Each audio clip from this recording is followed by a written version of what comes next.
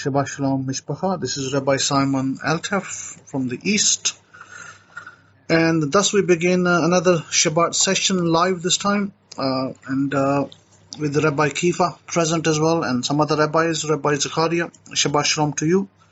And the rest of the family, Shabbat Shalom to you. Those that are present and those that will hear this on YouTube or Facebook, Shabbat Shalom to you also. As we've just come on this side of Christmas. As you know, yesterday was Christmas, and I'm pretty sure that many of you who have families, they probably celebrate Christmas. You probably spend time with them, which is a good thing, because we do need to repair our breaches with the families, where we have families, family members.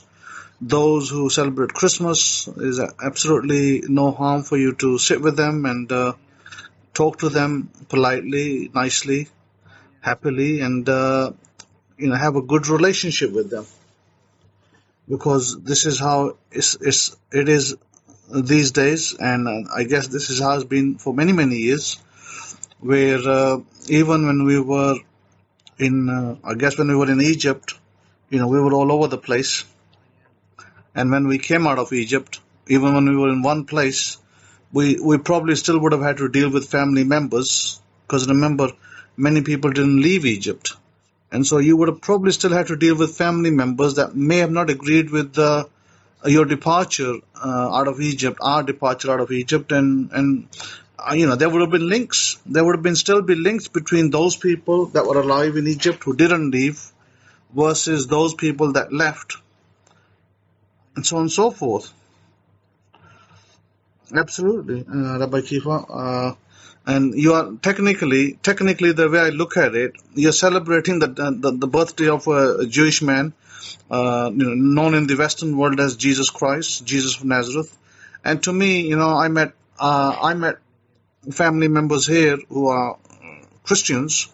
I just said happy birthday. I said happy Christmas to all of you. Those of you who celebrated happy Christmas, they said happy Christmas back to me.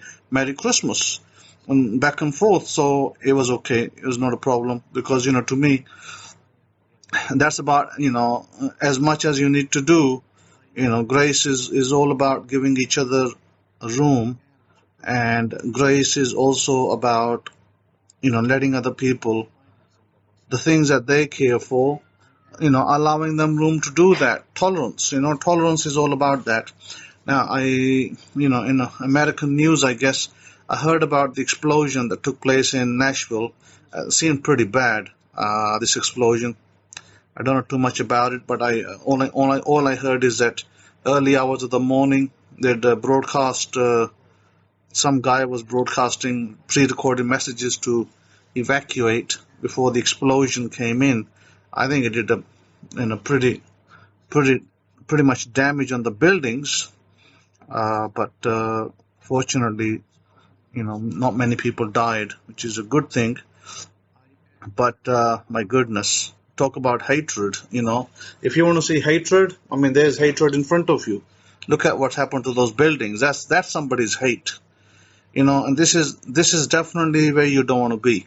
You don't want to be in the camp of the hatred, those that hate. That is not our place. That is not what we are taught. That is not what we teach others, to hate others for what they believe in. And I'm pretty sure that, when I was watching some of these clips, there was people shouting, help, help. I was like, my goodness, looked like some people got injured badly maybe. And so they were shouting about that. Not a pretty sight. Now, I think it was one of the questions that came into me was Psalm 1 verse 5. What does this particular verse mean? Therefore the ungodly shall not stand in the judgment, nor sinners in the congregation of the righteous. So I thought I'll throw some light on that. It'd probably be worth for me to put some light on it so that you can understand what that means. And it's fairly straightforward. Unfortunately, the problem is this, that in all honesty, what institutionalized religion has done, it has tainted, it has read verses like that with a certain type of glasses. And when you read the verses with those glasses, like you go to these funny places, like you go to a fun fair and you have these weird glasses that make your face all distorted and your body look fat or thin. That's basically what religion has done. What religion has done is taken our Bible and put their little, glasses on it and read it according to their agenda. And so what you end up with is something completely twisted, because, they then set forth the principle of heaven and hell. When you set the principle of a place called heaven and a place called hell, you're then going to have a precedent, because then you're going to have to, by definition, throw people into that particular place. That the one that's called hell and the one that's called heaven. But it is when you understand that those two places are basically imagination of people that invented them, and they then imposed them on other people that accepted them. It's like anything in the world. It's like, you're with your parents and you're a child, you grow up, and whatever they impose on you, you continue to do that. You continue to accept it until you grow up and you say, no, I don't want to be imposed by this particular demand of my parent because I don't agree with it. So whatever it is, that they might impose on you, right or wrong, you accept it when you're a baby, but when you grow up, you realize that may not be accurate, may not be correct, may not be factual. Religion is like that, unfortunately. Religion is exactly like that, is that you accept imposition of clergy that, to be honest, has no validity in the actual, ether that we call space above us. Nobody, if you said, nobody, to me, nobody went to heaven and nobody came back from hell to tell you about it. Now, you would have heard about that from some people, but then you would have read books that people print that say, oh, I visited heaven. There was once a book written several years ago by a lady that she said she visited heaven. And, they're trying to flog that on the streets and churches and stuff. And then there was another story about this particular place in Siberia where they were drilling a hole for, digging for oil or something, or gas. And they, when they were drilling deep, they claimed that they heard all these people shout, making sounds of help, save us, and they were technically in hell. You've heard stories like that. I've heard them. You heard them. You probably heard of people's testimony. Oh, I visited heaven and I saw all these beautiful things and I came back, blah, blah, blah. To me, here is the deal. You see, this is something that you're not going to hear from church to tell you the truth about the matter, because they already have a set agenda. They already believe in these things. They already accept these things. And they want to push those things onto you. And so if you accept them, then you're part of that same kind of mindset. But we are not part of that mindset. Problem is this, that we have to go back to the 5 books of Moses, and we have to take our doctrine, we have to take our teaching, we have to take our heaven and hell from there. And God is not such a God that God is going to send people to hell for enjoyment or to burn them into crispy kebab. If you want to become a crispy kebab, that's what some religions teach you, that you become a crispy kebab and God then gives you skin again, then you get burned again. It's total nonsense. It is total BS. And it is not the teachings of our forefathers. That's unfortunately the sad truth. Now, heaven and hell, allegorical places which were used in allegorical ways. And there was a lot of back and forth debate on that between the Pharisees, the Sadducees. The Sadducees never accepted heaven and hell. And that is a known fact. But you never hear that from Christianity. So this is the problem. Christianity today is not the Christianity that existed maybe in the first century, I'll say, as far as that. So when you come and look at these verses in Psalm 1:5 with a proper lens, not with the lens that religion wants you to look at with, you need to look at properly the ungodly. Let me give you the word, the ungodly, Rashaim, plural word in the Hebrew. Rashaim simply means, it doesn't necessarily mean a murderer, or somebody who shot somebody else pre-planned, it's simply, it could simply be applied to somebody. It could be applied to somebody who intently killed somebody, intently planned to murder somebody, or it could be applied to somebody who's simply morally wrong. So what is morally wrong? Well, you tell a lie, you might say that's morally wrong. So the Rashaim could apply to that person. Now, would that person go to hell for one lie? That's a nice little debate to have as well.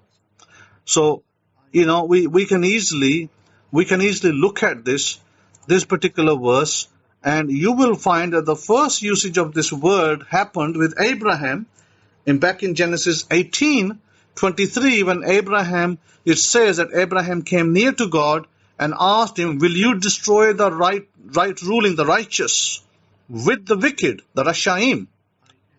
And you know what they had done wrong? Morally wrong. They hadn't murdered nobody. What was the moral wrong that those people had done? The moral wrong that the people of Sodom and Gomorrah had done was they did not care for the people who came from outside, the travelers, the poor people. They did not care to feed the poor. They did not care to, if you came from outside as a foreigner, they did not care about you. They didn't care that you were tired, needed food, you needed shelter. They didn't give enough attention to that. That was the moral problem with Sodom and Gomorrah. Unfortunately, today, people focus on the homosexuality side, and they forget about the justice side, that God was concerned about moral justice, not about homosexuality in Sodom and Gomorrah. And that's the problem, is that, again, religion, looking at it with a wrong lens, makes it looks like that, all the homosexuals are going to go to hell, and all of them are going to go to heaven, which is, again, the problem with, how religion portrays the world. And that to me, that's very interesting, because morally wrong, we're talking about moral wrong versus moral right. And, that's a moral wrong. Let me give you another moral wrong. It says that when Moses was at one point in Egypt, and it says when he went out the second day, behold, two men of the Hebrews strove together. They were fighting together. And one said to the other that did the wrong. He said, wherefore smitest thou thy fellow? Basically, this one man, he slapped another man. And then Moses was there, and he said, why are you doing this wrong? And the same word is used, Rashaim. He says, why are you doing this moral wrong? Basically, one man slapped another over something. And Moses was questioning them, why are you doing this moral wrong? You see, are you now going to say that those people that slapped each other are going to go to hell? Well, you'll have to invent a hell, and you'll have to invent a heaven, the counter, to justify your justice. And so my point is that when we look at it with the proper lenses, it is not what you read, and is not somebody going to hell, and is not somebody going to heaven.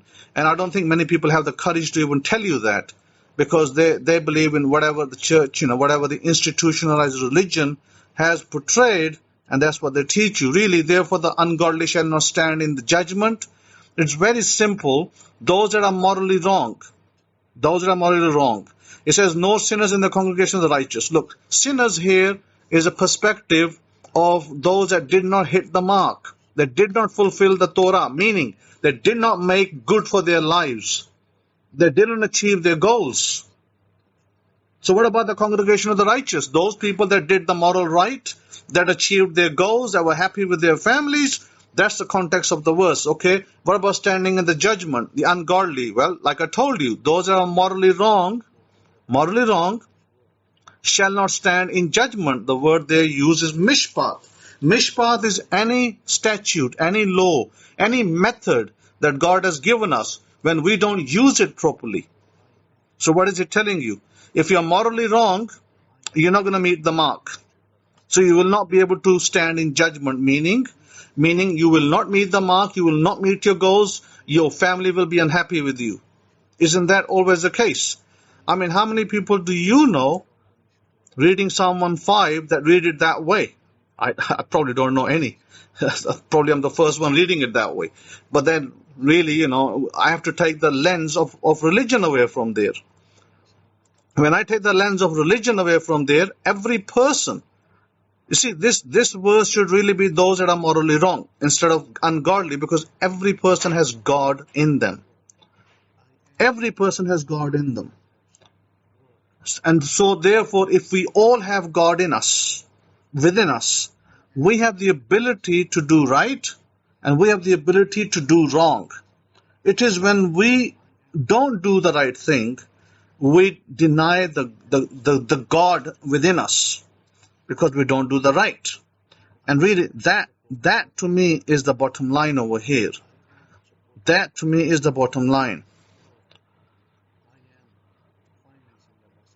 So this is the problem. Problem is that whenever you're going to use institutionalized religion of any type, you're going to end up with all sorts of issues and problems.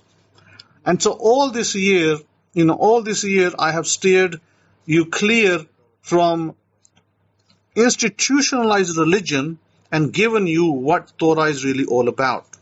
Shabbat Shalom, Simcha, and the rest of the family. So I've given you clearly what you can take into 2021 and how you can better your lives doing the moral right. God has given us many things in the Torah, many benefits, many blessings. And do we act upon them? We really need to act upon those blessings. When we act upon those blessings, that is when we are taking the intention to its fruition. Because we have acted on a blessing, we have now intended to receive it, and then that will come into our lives. So there's a number of steps that you have to take, and for some people it's very difficult when you've been brainwashed in a religion. It's like being brainwashed in a political party. You're brainwashed to believe that this is it, there's nothing else better. That happened during Hitler's time as well. During Hitler's time, people were brainwashed. They were told that this is the best you're going to get. Hitler is the best you're going to get, and there's nothing better. So people, went into droves into the party of Hitler, the Nazis. And then the result was that, yes, they had many victories, and then they received their losses, and the losses were eventually greater than the victories. And then people realized that this is not the best that we have. I look from a distance. I look at America today and I see unnecessary hatred. One American against another American because he's in a different party. Just simply because he's a Democrat and not a Republican, or vice versa. And I see this hatred brewing. This Nashville. This is a classic example of hatred. So we really need to look at ourselves in the mirror and ask ourselves, are we doing the morally right thing? Is this the right approach? Just because somebody didn't become president, should we now start bombing buildings and killing people just to make a point? And some people will do that. Some people will go as far as to do that. And it meets somebody else's agenda. I was very surprised because this week, you're all in America mostly, and you heard, most of you that are in America, that Nancy Pelosi of all people said that we want to give $2,000 checks to everybody. Of course, the president had first said that. President Trump had said that increase the checks from $600 to $2,000. So Nancy Pelosi said yes, thumbs up. Guess who put it down? The very people that love Republicans are the very senators that put it down and said no. It was a Republican senator that said no. You cannot give $2,000 checks to every American. So are you now going to go and blame the Democrats for that? And say the Democrats are all evil? They're all socialists, they're all lefties, they're all this, they're all that. See, this is what's basically happening in America right now. You got two sides, and they're trying to, make a big story out of the whole thing. As it should normally happen, somebody who lost an election should just step aside and say, okay, I've lost, and let the next man come in and take the job and do the job. And then this thing about cheating, lying, the election fraud and all this, Come on, this is all BS. Look, I'm a software engineer. I see what's going on. There is no election fraud. So total BS. That's all it is. And so what I do see, the man who basically put those machines in place, the Dominion machines, he was hiding. I heard his testimony. I think his name's Eric. I heard his testimony. I was like, my goodness, he was hiding because he thought people have been threatening him. People have been threatening his family, his father, that with all sorts of things, because he happened to be, I guess, the director or administrator of something to do with those machines. And he says, I have not written a single line of code. I don't even know how to write a single line of code on those Dominion machines. And you had the president's own security engineer who said this was the most fairest election that we had, an IT expert. And the president fired him. Why he said that? So my point is this, that it all looks like, a big fraud, all this, but actually it's not a big fraud. Because even where the Dominion machines didn't exist, my goodness, Georgia, come on, Dominion, they didn't have Dominion machines in Georgia. And the elected President Biden won that state. So I think that the problem is this, that we can focus too much on which party, but really what we need to focus on, America as a whole. Everybody over there that lives there is an American. They're all Americans. And so they should look out for each other and not look out to, I'm going to take sides because I just happen to hate the other side. And that will not get anybody anywhere fast. And there are many things. Unfortunately, this is not the forum to speak because it is a Shabbat. This is not the forum for us to talk politics, but unfortunately, people of color, black people, they are being used as pawns to play two sides. And then fingers are being pointed back and forth on Black Lives Movement and other things going on, and who supports them and who not. All those things. Rest assured, they have a very deep agenda. There's a very deep agenda going on, and it's always going to benefit the rich people, the ultra-rich people. If you think that the Black Lives Movement is going to help the black people, then I think you really need to think again, because that is not the agenda. But the problem is this, that too many people out there think that it is good for them, and maybe let's pray that some good comes out of it.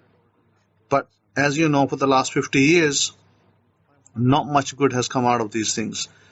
However, of course, there needs to be many changes for an equal nation where color is not pitted against other colors. But unfortunately, in the world where we live, this is not just an American problem. This problem of, brown and black and white exists in many nations. And many nations are dealing with that. So it's not like, don't think that America is the only place where you have problems. You find these problems in Europe. You find these problems in the East. And that's unfortunately in the way it is. But why should we even care? We should always strive to do the best we can for our families. Because that's what Torah is about. Torah is about justice. Torah is about moral justice. Whenever we all become judges and we all start to judge others and say they are evil and we are only good, then we only create resistances within us.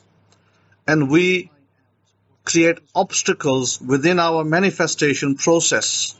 Then we won't be able to manifest as fast, because we have created judgment. And that takes me back to Psalm 1 verse 5. You cannot do that. Shabbat Shalom, James. You cannot do that.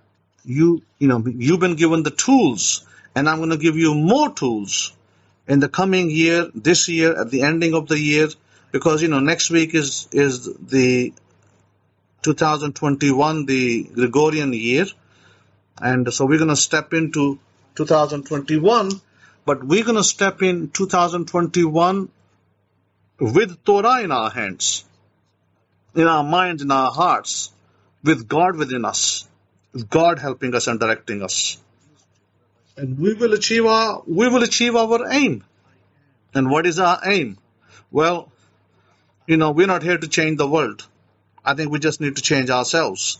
And once we change ourselves, then we'll bring a better change outside as well.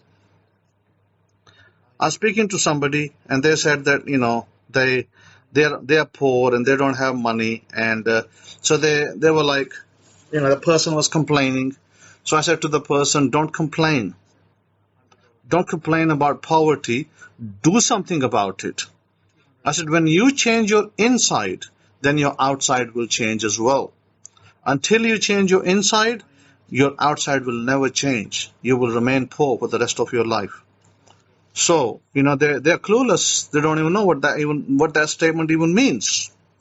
So one statement I, read, which I thought was really good statement. I think it was a Zen master who said something to the effect of, he said that, thank you for everything. I have no complaints whatsoever. I thought that was a beautiful statement. Thank you for everything. I have no complaints whatsoever. Now, I think you should make that an affirmation. That will become a great affirmation. Thank you for everything. I have no complaints whatsoever. When you stop complaining, you then start doing an inner change within. When you do an inner change, your outside life will change. I guarantee it. I challenge anybody to try it. Don't complain about the outside. Oh, why, Jack didn't say hi to me, and why my boss at work is really hard on me. When you start changing your internals, your external world will automatically change for the better. Make your internals good. And with that in mind, I'm bringing this lecture to you. And there's two things that I'm going to recommend to you that you take with you. And that is obviously to demonstrate the moral character within so it can show without. So, we have Parsha's Yahigash, which talks about Judah, who came near to him, near to meaning Joseph, who was the viceroy. And he says to him, "O my master, please let your servant speak a word in my master's hearing, and do not let your anger burn against your servant, for you are even like Pharaoh." My master asked his servant, saying, "Have you a father or a brother?" And we said to my master, "We have a father, an elderly man, and a child of his old age, who is young. His brother is dead, and he alone is left of his mother's children. His father loves him." Now see what happened over here. Judah clearly lied. See, Judah lied. Judah said that his brother was dead, and that brother was standing in front of him, Joseph. Now there's another discussion around this. Why did he tell a lie that Joseph is dead? Meaning that many years ago, they went to their father and said, ravenous animals, they got hold of him and killed him. But Joseph was still alive out there. There could be a lot of debates around that, but I'm not going to waste my time debating on the little lie, but it's a lie nonetheless. Meaning that, he could have said that my brother, the elderly man has two sons. We don't know where the other one is. He could have simply said this and he would have told the truth, but he didn't. Now, I don't think that we need to discuss this in reams and reams. Why? It's pretty obvious that, he did not see Joseph as a Hebrew. He didn't see him as a Hebrew. He saw him as a Gentile, and he thought he's lying to a Gentile, and it's okay. It's okay to do so. That's really the message that the Torah is giving you here, from Judah's perspective. So, he was asking for compassion and sympathy, yet he himself, when those brothers, when the 10 brothers were trying to kill Joseph, they had no sympathy at that time. And they left him in the pit. So, how could you ask for sympathy? Look, very simple. It's very simple. How could I ask for sympathy if I'm not, how could I ask for compassion if I'm not compassionate to somebody else? This is my point. This is my point about America and Americans. Americans need to stop pointing fingers at each other. and they need to start looking inwardly, and they need to start changing internally to bring a better America outside, a better Americans outside. If we keep pointing fingers at, Republicans are evil or Democrats are evil, then where is the change? How is the change going to come? That's judgment. We are judging each other. That means we create resistances and we create problems. That means our world is still full of problems at the end of the day. And a very bad precedent has been set. Unfortunately, very, very bad precedent has been set in America today by the ruling party. Unfortunately, I have to say that. It's a very bad precedent for what's going on in America today. And the result is Nashville. So we really need to be careful. And so what I'd like to say is that, as we're coming to the end of the year, now next we'll speak, next Shabbat, it'll be New Year. So, I wish you all a happy Gregorian New Year coming up. And I want you to sit down and I want you to look at yourself and I want you to ask yourself, what is it that I need to do? What are my goals for next year? What is my desire? What is it that I need to do that betters my family life for me? What, gives me more income? Maybe you need more income. Maybe you need a better place to live. So you sit down and you write that for yourself. You write your goals. And you tell yourself, this is what I need, this is where I want to be. By the end of 2021, this is where I need to be. Whether it's a better house, better job, better, you want to, maybe, you're looking for a spouse, or whatever it is. It could be 100 different things, health, healing, from disease, many other things. So you need to, now is a good time to sit down and say, okay, this is what I achieved in 2020, and it's great that I achieved all these things. Now, 2021, I need to achieve this. Here are my list of, goals. My list, 20 goals, 30 goals, whatever list that you have. And then you start working on those. And then you'll start seeing the change coming in your life. And 2021 will be a great year for all of you. I guarantee you that while many other people in this world, in 2020 struggled, they went through hardships, they went through suffering. I guarantee you that many of you who were with me, you went through blessings. You, received, a great 2020. You had a great 2020. You didn't have a 2020 where people suffered, lost their homes, went through pain and suffering and disease, coronavirus and all that. And yet, majority of the people that are in this room and outside, coronavirus never touched them. They don't even know what coronavirus is. So, Baruch Hashem for that. You got a 2020 without a scratch, and you're going to even do better next year. And so, I like to give you things that are tested. I don't want to give you just religion, this rabbi said this and that rabbi said that, and this is what the two, arguing about. Because what does that give me at the end of the day? If I give you something from the Gemara, I give you something from the Talmud, and I can, and I have in the past, but what does that give you in the end? Does that make your family better? Does that give you more income? Does that lengthen your age? Does that make you younger? None of those things will happen to you. So I need to give you the meat of the Torah, not the, these leaves around it. I don't need to give you the leaves. I need to give you the real things, the real deal, the fruit that you can eat, exercise, and you can be healthy, whole, and you can be great. Not just great again, you can be great, but you got to change your internals. And that's exactly what I said to the girl. A Muslim girl, I said to her, I will give you something that will change your life completely, but you got to follow me to the letter. If you follow me to the letter and your life don't change, come and you can come and hold me from my shirt and say that I lied to you. And she said she will follow me. She will do what I tell her, and I start to teach her how to come out of her poverty. Because she was really complaining. And I can see her complaints. They seemed valid. When you don't have sufficient income, you don't have enough money, you can't do things you want to do, you want to educate and you can't because there's no opportunity, and you understand people's pain. But what's the point of just listening to somebody's pain? Either you can do something about it, or you can, forget about it. So that's what I said to her. I said, no, I'm not going to just listen to your pain. I'm going to give you the remedy. But are you prepared to follow it through? She said, yes. Teach me the remedy. And I said, I will teach you the remedy. It's got nothing to do with religion. It's everything to do with your life. And so this applies to everybody who's listening to this. Everything to do with your life. And it's not going to put you in a little box called religion. And, and throw punches at you.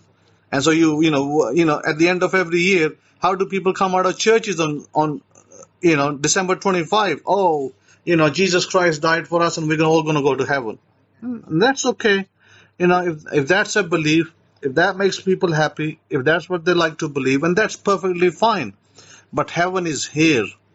Heaven is here. Heaven is within. Paradise, the kingdom of God is within, not without. And I say, take it. Take the kingdom of God. Make your life the greatest you can. Be happy with your families. Because that's where it actually ends up at the end of the day. So with that in mind, I wanted to give you something that is tried and tested. I wanted to give you two more sounds. But before I give you two more sounds, I had given something to a person over here about accidents. I had given something to a person here. I believe I spoke about it a while ago. And maybe those of you that are new, maybe I'll say it again, that those that drive all the time, especially if you're a truck driver, if you're a car driver or a cab driver, this will apply to you. And regular drivers too. Regular drivers as well. When you are driving, imagine not just, when you're driving your car or your truck, you want to imagine at that very spot. And you want to do this only one time a day. You don't have to do it every day. One time a day, you imagine you put the foot on the brake, boom, and your car stopped. And there's another car in front of you and you never hit it. That's the only imagination you need to do. You will never have an accident. That is guaranteed. That is something that I taught a couple of my students over here. And one of my students was telling me that she ended up in a situation where she could have literally been hit by a car, a truck. But because she was doing this imagination, that accident was avoided completely. Not once, more than once. At one time, she was entirely in the space of the other car, and the other vehicle was coming head-on collision. And because she had imagined that, she was able to move to the side automatically, to the left side or to the right side, and the other vehicle managed to pass her without even touching her. So my point is, this is one of those things that you will do that will save your life many times over. And this is something that I learned years ago. Many years ago, I tested this. Because remember, when I was studying, I used to drive a cab part-time, and I used to study in university. And I had to drive late hours at night and go to university in the morning, so I used to do that. I imagined myself driving my vehicle and suddenly hitting the brake, boom! And I avoided, I avoided the car in front of me broke very fast, and I put a brake, and my car went to the side. In other words, I took my car to the left or to the right, and it's been now probably maybe 25 years. I have never had an accident. Baruch Hashem Yahweh for that. I have never been involved in a collision. And that's how guaranteed this is. That you will avoid an accident in your life if you do that. Not only will you avoid an accident, you'll go on automatic remote control. Your brain will direct you at such a point as that it will direct you and it will make you do an action that will save your life. I had one time, I was going on a road that's about 40 miles an hour, and I was going on that road, and suddenly a car in front of me. Oh, absolutely, Eddie. I drove all across America. I drove about 60,000 miles on my car. I was going and I put there was a car in front of me that, did a fast brake right in front of me, did a fast brake, and I was right behind that car, a few feet away, not too close. But I knew that if I had put the brake on and just slammed the brake, I would have hit the back of that car. I knew that. But what I did automatically, my face turned to the side a little bit. Next thing I know, my goodness, there's a car right in front of me. And I hit the brake, and automatically my body, my hands automatically went left. The steering turned left, and my car ended up right level with the other car on the other side. No accident. That was totally automatic. That was because from that training of the visualization, the imagination of me braking and moving to the side and with avoiding an accident. And that has happened so many times where I've had cars in front of me and I've been able to brake and just move to the left or to the right automatically without even thinking about it. This is how your brain, this is how your consciousness will train itself, because you're going to train it in your vehicle. And when you have that training, you'll be an automatic pilot, even to the point where you fall asleep. Let's say you were driving your vehicle and you fell asleep for a moment, for, like 10 seconds, 20 seconds. Those 10, 20 seconds, you could cause a collision. But your autopilot will wake you up and say, wake up. And suddenly you open your eyes and you're like still on the road. And that's happened to me as well. So, yes, it's a very powerful technique. So you use it, learn it carefully. And only do it one time a day when you're in your car. Has to be done in your vehicle, whatever car you drive. Only do it one time a day when you drive, and that's it, and just forget about it. Detach. Complete detachment. And you don't have to do it every day. Maybe you do it 3 times a week. Maybe 2 times a week. And that's enough. That will train you. That will accommodate your body. Your subconsciousness will accommodate itself. It will become on autopilot as you drive. But you must train it with this imagination. It's like a shadow of yourself. You put yourself on auto-robot, iRobot. So having said that, it's very important that you do that. Let me tell you a story. This happened last week. I was coming back from this mountainous part.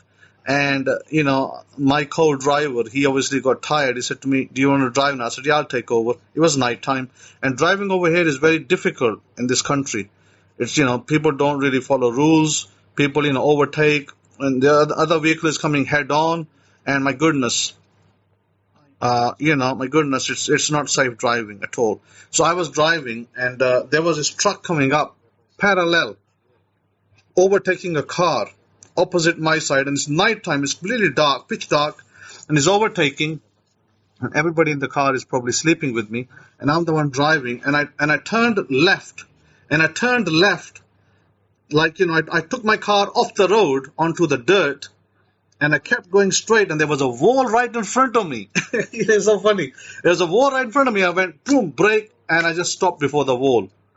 And my co-driver woke up. He was sleeping. He woke up and said, "Oh, I thought you're gonna hit that. You're gonna kiss that wall." I said, "Don't worry about it. I'm definitely not kissing that wall. I've taken it off the road because there was a car coming opposite end that was right in front of me, and I had to go off road to save the car." And I said, "Don't worry about the wall because I have sufficient distance to pull away from the wall," which I did.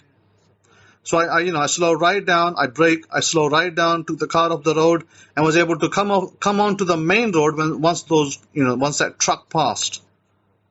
See, that's the difference of being trained in the nighttime with no lights around me. There's no lamppost, no public lights. It was just a dark road. So that's what I mean by being trained.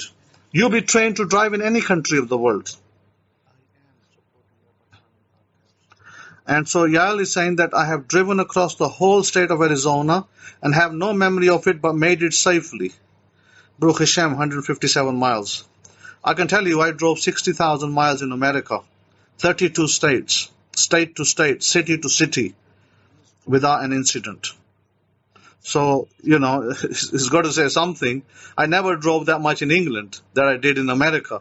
I mean, my goodness, going from Florida to New York in 24 hours, non-stop driving. Only stop I made was for gas and not sleeping either. And I did that many times. So I'm not saying that you should do that, because, you should take a rest. You should drive about 6 to 8 hours. Generally speaking, you drive 4 hours, you take a rest. But other than that, you drive maybe 8 hours max and you take a rest and you don't drive till the next day. That's a good idea. Something that, drivers people who are on the road all the time, they should do that. But I did the extra because I guess, I happened to be, just needed to get someplace for, some reason, and I continue to drive. But I'm not encouraging you to do the same, because your drivability may not be the same as my drivability. So I don't encourage you to do the same. I saw that because I had my co-driver here, and he, was able to drive very fast and, through narrow streets and narrow roads and oncoming traffic, and he was able to pull through no problem. And even he was racing with one driver on the road, and I reprimanded him after that. After we got to the destination, I told him that I shouldn't have done that. That was not very wise. Driving at 150 miles an hour. Think about it. 150, 140, 150, trying to overtake this car and keep that car behind him. I said to him, it's not very wise when family is sitting in the back. I said that, if you're on your own, if I'm with you and you want to race, that's one thing. But, when you have ladies sitting in the back, you should never do that. It's not very clever. I reprimanded him. But what I found was this, that, when he was driving like that, he got tired real quick. He got really tired quickly because once he used his brain in that fashion, racing with people and driving through traffic really fast, he got tired and he got burnt out. And, 2 hours later, he told me, he said, do you want to take over? I said, yeah, I'll take over. So I took over. See, I don't get burnt out because I don't drive like a maniac. So this is my point. My point is that drive safely and drive nicely so that, you got room to play. Here, some places there's no markings on the road.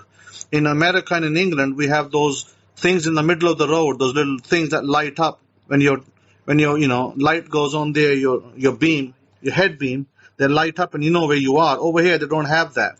There's none of that. you just got to drive in the dark and find your own way. You got to know which is the middle of the road. Simha, you're asking, the reflectors. They don't have those reflectors over here on the outside rows as they do in America and in Europe. It says, also, please, if you will name the items you use for sustenance using the color blue and the items needed with prayer. I'm not quite sure, Simha, of your question. The items used for sustenance using the color blue.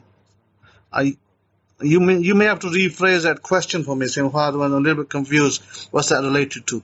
Now, coming back to the sounds, I want you to adapt these two sounds. One is the ayin sound, and you can do that 1 times if you like, 1 times 108 on your beads. Again, the bead color doesn't matter on this one. Second one I would advise you to do is the gum sound and the gun sound. The gun, the gan, the gum. You can say gum, gan, and gun. You can do the N sound and you can add the M sound in there as well, the gum. So that sound I want you to do, and you can do that twice, 2 times on your beads. Again, the color of the beads is not relevant here. Simha, you're talking about the chakras? Okay. Now, I don't know what Simha means really. I'm not sure right now. She's not clarified. So, the gum sound, the gan sound, because you can mix this. You can say gum, or you can say gan, gun. This is all valid. Okay, the M and the N ending. And also, the other sound I want you to do, apart from that, And here is an experiment. Let's see. Yeah. I want you to do this. I want you to take the solar eclipse. I want you to take a picture, an image of the solar eclipse. I want you to put that in the four sides of your home. North, south, east, west. And all you need to do is in your home or in your room where you live, or in your living room where you are, where you spend most of your time, and it doesn't need to be in the bedroom. You could just have it in the four sides of your living room, and you just simply look at that at least once a day. So it'll be in the north, south, east, west. That's the solar eclipse picture. It's an image that you can download from Google Images. So, or you can take it with your telephone. I'd like you to try that, and because I can tell you that will bring abundance into your life. I can tell you that with guarantee. Okay? So that's something that's already been tested by me this year, that it helps you manifest money more easier. Now, the dynamics of that, I don't need to go to the dynamics of that because that'll be too long to explain, but you should do it. The other thing I would highly recommend that you do, let me just go back to my notes so I don't miss any point. I've already spoken about the prison side. I already told you that if you have a family member or a friend in prison, you should tell them to read Psalm 71 7 times daily and Psalm 67 7 times daily. They will get released from prison. They'll probably be on the presidential pardons. So if you want to, civil matters, I already told you, if you have civil matters or legal matters, and you have something that you got stuck in with the court, then you can do a vow for a tudah. Tudah means thank you, a thank you offering, and that vow should be done with a $200 or a sheep equivalent. Sheep basically is about $200 equivalent to be released from that particular issue, civil or legal matter. That particular civil or legal matter, you vow to God and you say that, please, remove me from this civil or legal matter from the court, and I'll vow this, and then I'll give this, but then you must do the vow.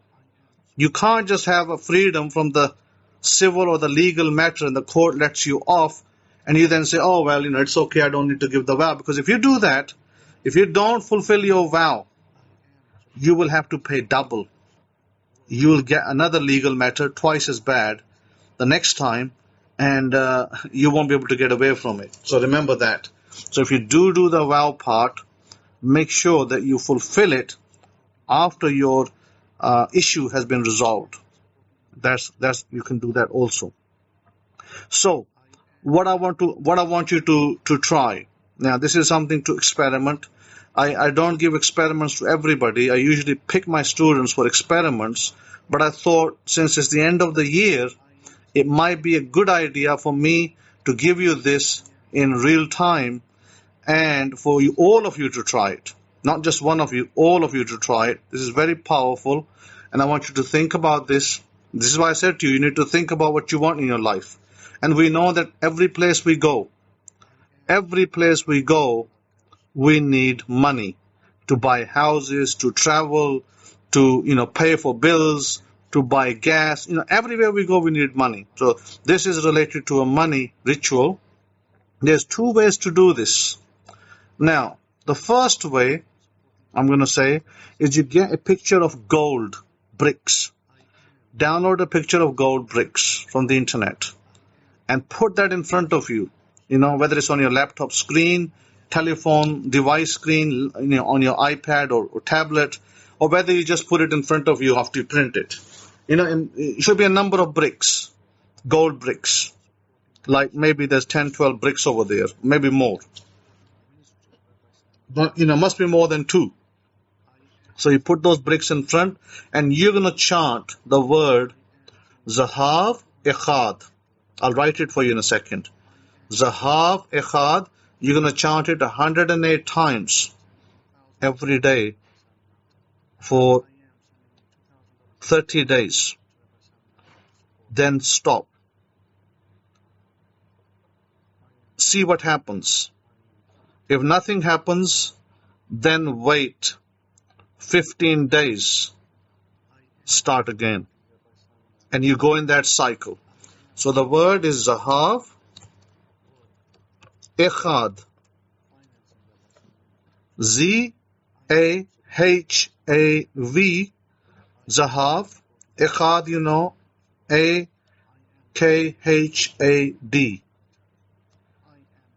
Zahav is a Hebrew word for gold. Generally for gold, gold bullion, etc. So you're going to do that. The second one you're going to do is you're going to take a picture of money, maybe just a dollars picture, or many dollars, could be bundle of dollars. You're going to take that picture, print it out, put it in front of you, and you're going to say this, and you're going to chant this, and you're going to do it 108 times on your beads. Exactly the same formula. This time is applied with the dollars or the currency of your choice. You know, if your currency is British pounds, you do it with British pounds. If your currency is euros, then you do it with euro dollars, etc. Currency of your choice. And what you're going to say is Kesev Echad. Kesev is a Hebrew word, K-E-S-E-V, A-K-H-A-D. Kesev Echad. Kesev is usually used for money. And so by doing that, that's great, Chadasha. If you ordered your beads, they should turn up soon. Kesev is for money and Zahav is for gold. Now, when you're doing Zahav Echad, what's the effect? Gold will draw to you. You will build a relationship with gold. And what's the effect of Kesev Echad? Is you will build a relationship with money. Whatever your currency is, dollars, rupees, whether it's euro dollars, whether it's the yuan, whether it's the US dollar, you will build a relationship with that money. It will draw to you like a magnet. You'll pull it like a magnet. But you got to do the wording daily. And you got to do the detachment period as well. So, you know, those of you, maybe not all of you want to do that. Maybe you don't have the time. But those of you that do have the time, put it to the test. Put it to the test. And you will see great results with that. Any other questions here? Yes, Yaqub, you can do it on the Shabbat as well. These are Hebrew words. You know, they are not really related to work as such. The Shabbat is the best time to do it. Absolutely, Eddie. You can switch between gun, gan, and gum. All three are equal and all three are powerful. Gun, gan, gum. Gum with an M. Equal 108 times. Any other questions before I pass it to Rabbi Kefa? Yes, you do it for 30 days or 4 weeks, 28 days, 7 times 4. 7 times 4, 28 days. Then give yourselves 14 days, 2 weeks off. Don't do it for 2 weeks. Stop. Give yourself a break. Relax. And then start. You know, if you start seeing this roll, money coming in small amounts, bigger amounts, and you start seeing effects of gold in your life, then you'll know that things are changing. Yes, Eddie. When you're doing the Zahav, you want to look at the gold picture. Oh, there's one more thing you need to do, which I forgot to tell you. When you take the picture off from the internet, you want to put the letter Alif.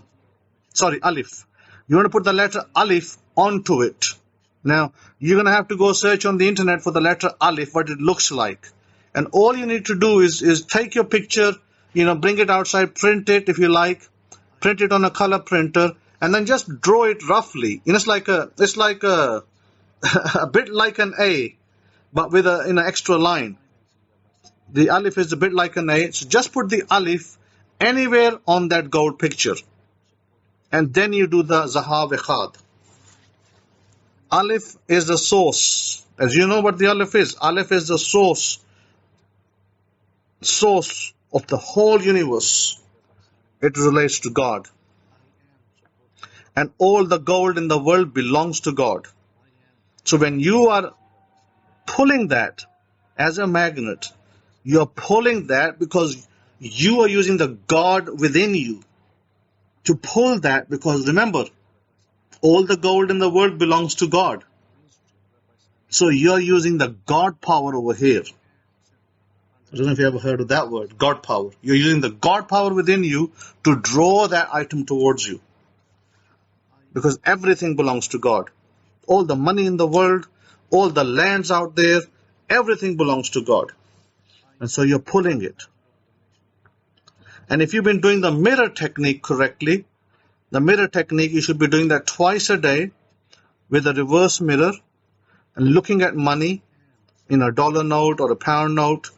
You have a £5 or a £10 or a £20 or a $20 or $10 note. You look at that, you reverse. You look at the reverse. You make those. Remember, I spoke about the dimensions, and that will also draw it in. Yes, you could do that, Simha. Yes, you could use a blue tablecloth. The tablecloth will be blue, or it could be dark blue. It could be like even pink, blue, dark blue. And if you have a blue candle, great. If you can't find a blue candle, you could do it with a white candle. Because sometimes you can't find blue candles. I mean, here in this country, I have a hard time finding blue candles and red candles. So I just have to use the white candle. So you can do that. That will work equally well. Now, what you can do is when you have the blue cloth on your table. I mean, I was using that in America. I was using the blue cloth. It worked great for me over there. But here I don't always have the cloth. But you could wear also the red as well. You could put a red cloth on a table. You could put the red cloth on your back, on your shoulders, like just enough. It don't need to be a big shawl. It just needs to be enough to cover your two shoulders.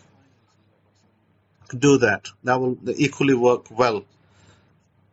Because remember, the blue is the color of your throat chakra.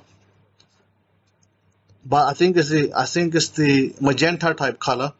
The magenta type color is going to be, or the deeper blue color is going to be the color of the third eye. Now, I want to give you something, but I think I'll give you that next week. Actually, I'll give it to you now. You want to do Psalm 3 with that. Okay, I will reserve it for next week. So remind me on when we meet next Shabbat in the new year, remind me that I'll give you a new technique that I have for next year that you'll practice. Because I don't want to give you this now, it'll be too much. What I've given you is sufficient, and it will prepare yourselves for the new year. And if you have relational issues, if you're having relational problems, write to me, and I will tell you how to resolve your relational issues. I'm not going to put that out in public. I will give that as one-to-one of how to resolve relational issues. If you have issues with your mom, dad, brother, sister, spouse, those issues, I can deal with them privately, and I can address them privately to my email at shimon63@yahoo.com, SHIMOUN63@yahoo.com. It's best that we deal with those privately, not publicly. And so with the others, I'm giving you the other issues, related to jobs, related to everything in life. You're going to see money playing a part. So this is why you want to focus on these things. Remember the Gimel. The Gimel I gave you is excellent for miracles. It will bring all sorts of miracles in your life. For different people, it will be different miracles. But it's, you're tapping into miracle land over here. This is Torah with miracles. I tell you, I wish, more rabbis would have taught this, instead of wasting time with what that rabbi said and what this rabbi said. Okay, so with that, I'm going to pass it on to Rabbi Kefa. Have a great Shabbat and great week ahead. Shabbat Shalom. Todah Rabbi for that HaKohin, that instruction and guidance as we, as you're right, as we pull in, as we usher in Gregory's 2021. Wow, can you believe that? Vive la France, Oliver. Shabbat Shalom to you, Rabbi Zakaria, and the rest of the Mishpachah. I tell you, it's you know how Cody made a point that it needs to be restated because you know when you look back on 2020, I don't know about you all, but 2020 has been truly an abundant year for me, Baruch Hashem, in all ways, shapes, forms, and fashions. I'm in paradise, Mishpachah. I tell you, literally, I'm in paradise. I tell people that all the time. They ask me how I'm doing. I tell them it's another day in paradise because it's real. It's not just a statement. You know, I live every day. I live every waking breath. Every breath that I take is just full of abundance. And because I am abundant, I am whole, I am complete. And that these are not just statements, Mishpachah. When the statements become real is when reality stares you in the face. I mean, you know, and again, whether you believe the statements are going to be real or not, they are, because, you know, as we know about words, as we're told in our holy books, as a person speaks, so that person will be, paraphrasing. And that's real. Whether you can accept that and come to terms with that's on you. But Hakoin also made another point that I think is very, very important to understand. Is that a lot of people, you know, they truly won't get it. They go through life you know, and they just live a life that's unfulfilled because they go through life chasing things instead of really finding out what they want. How many of you at one time or another was a chaser? It reminds me of them storm. I like to watch those storm chaser movies. Anybody see those movies where people actually they go into hurricanes and they drive their vehicles into storms and stuff? I find that quite interesting. It takes a particular, as I mentioned, character. It takes a particular character of person to be able to do that, to drive into a storm, you know, to drive into a hurricane and do all kind of studies and test on it and release all kind of, you know, scientific equipment to get an observation on what's going on and study storms. And I tell you, I find it very interesting. Whether you're flying in a storm from a plane or whether you're doing it from a vehicle, I think it's very, very interesting. So, you know, it's important that we, you know, we equip ourselves with the necessary tools that will help us get through, you know, whatever particular situation we may be going through. And I tell you, Mishpachah, I tell you with every part of my being is that, you know, why go through life in mediocrity? Because somebody said you had to do so? Because you're running around here chasing what, you know, you're being a chaser instead of, you know, finding out exactly what you really want? I spent a lot of periods of my life, you know, chasing one thing or another. How many of you men used to be women chasers? I used to chase women. I used to chase everything. But, you know, instead of letting the woman come to me, I was chasing the woman. And that how many of you know that chasing model is a broken model? It really is. Because instead of me finding out what I want in a woman, I'm out there trying to find out what women want in me. And that's a broken model. And you women, you can take this and reverse it. It's the same. This is a relationship principle.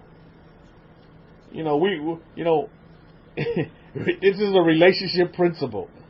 And I know that the majority of us in this room at one time or another, and you listening via YouTube as well, you're human beings, so you're going to deal with relationship type issues. And it's important that you equip yourself and understand is that you must get to the core and the root of the problem, as you may see it, or the experience or the situation you may be in. And when you boil it all back down to it, you know, the majority of the time you're going to realize that the problem is within you, that the solution is within you as well.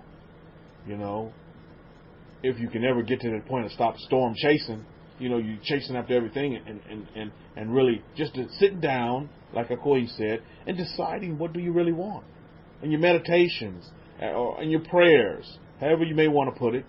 But when you have that quiet time, however you want to put it, to where it's just you and yourself and self, to where you can really just, you know, sit down and really come to terms and look at yourself with the honest hat on. You know, no lies, put the lies to the side, and just decide what you really want for yourself, what you really desire, what you don't have to chase, but that you can embrace yourself. You can embrace, you know, your desires and your dreams, and that those things can become reality, and they are reality when you see them as real and not fictitious, and not just something that you have to wait for, because you don't have to wait for anything, Ms. Farah. You already have it. You're already equipped with everything that you need. Hakoin He talked about God power. Man, it's real. That the God source, the God power is within you. Source, energy is within you. You don't have to go plug into something. You are the source. And as soon as you can realize that, you YouTubers, you listening in from whatever social device that's out there these days, the better it will be for you. The sooner you can find, that happy place where you have your peace and your love and your joy and all those experiences that are positive and that truly makes you happy at the end of the day and gives you a peace of mind and takes away all the negativity of worry and doubt and fear and anxiety and depression. Because believe it or not, that's the state of a lot of folks, especially in this time when you're supposed to be happy and full of joy and peace and love and goodwill towards our man. But people are stressed out over, I can't afford to get that gift for them. I wanted to get them this gift. They got me something, so I feel like I need to retaliate and give them something as well. But, again, like Cohen said, everything's based on money. I don't have money to do this, don't have money to do that, didn't have money to get little Johnny that video game that they wanted, didn't have money to get Sally that bicycle. I'm just a terrible person and blah, blah, blah, and blah, blah, blah. People right now are faced with a lot of pressures as they go into Gregory's 2021. Anxieties and worries. And you're right. Cohen is absolutely right. I see this nation as being a nation here in North America right now, as I observe the human nature here as a nation of division. They're divided on all kind of sides, not just two sides, but there's so many different cuts to that cheesecake, so many pieces, there's so many divides that are placed in there instead of being whole and complete. America needs to heal, and there needs to be individuals that will facilitate healing, not hate, but the other H word, healing, not hell either, because that don't exist. But yeah, because some people are living in hell right now, and how they think and their thought process and how they go about their reality. How many of you in this room believe, and you listening via YouTube as well, believe that you can change your reality? Anybody believe that? Put a capital R. If you believe that you can change your reality, that your reality can be changed, you don't have to stick with the status quo. You can change your reality. Just because your teacher said you're not going to be successful, or your uncle said that you'll never leave this country or this state, you'll never amount to nothing, or that the pastor said that you're a center chicken dinner, you can change your reality. You don't have to believe what other folks said. Again, that's chaser mentality. Because what are you doing? You're running around here chasing the thoughts of what other people think of you, instead of what you think of yourself. To die for your responses, by the way, and for your affirmations, because you're affirming. This is what you're affirming, is that I can change and alter my reality and change it completely how I want to, and I can navigate and change it how I want to, and I have that power. I have that source power, that God power, that energy within me to do so. And you do.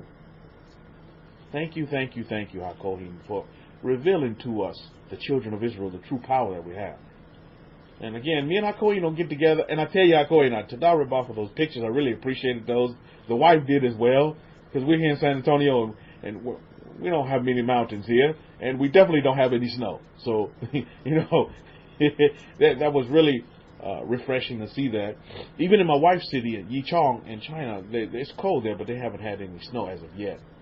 But the Chinese are gearing up for their Chinese New Year as well, just as America is geared up for did their Christmas celebrations. And I tell you, as we mature in this Torah, Gregory's year, and all of our 4 new years that we have in our arsenal as the people of the books, you always gain more perspective on life and on how and on character and how we are to go about carrying ourselves as the people of the books, as sojourners in these lands. And I tell you, I got a really, really good perspective about all these people. I'm amazed, all these people around me that celebrate.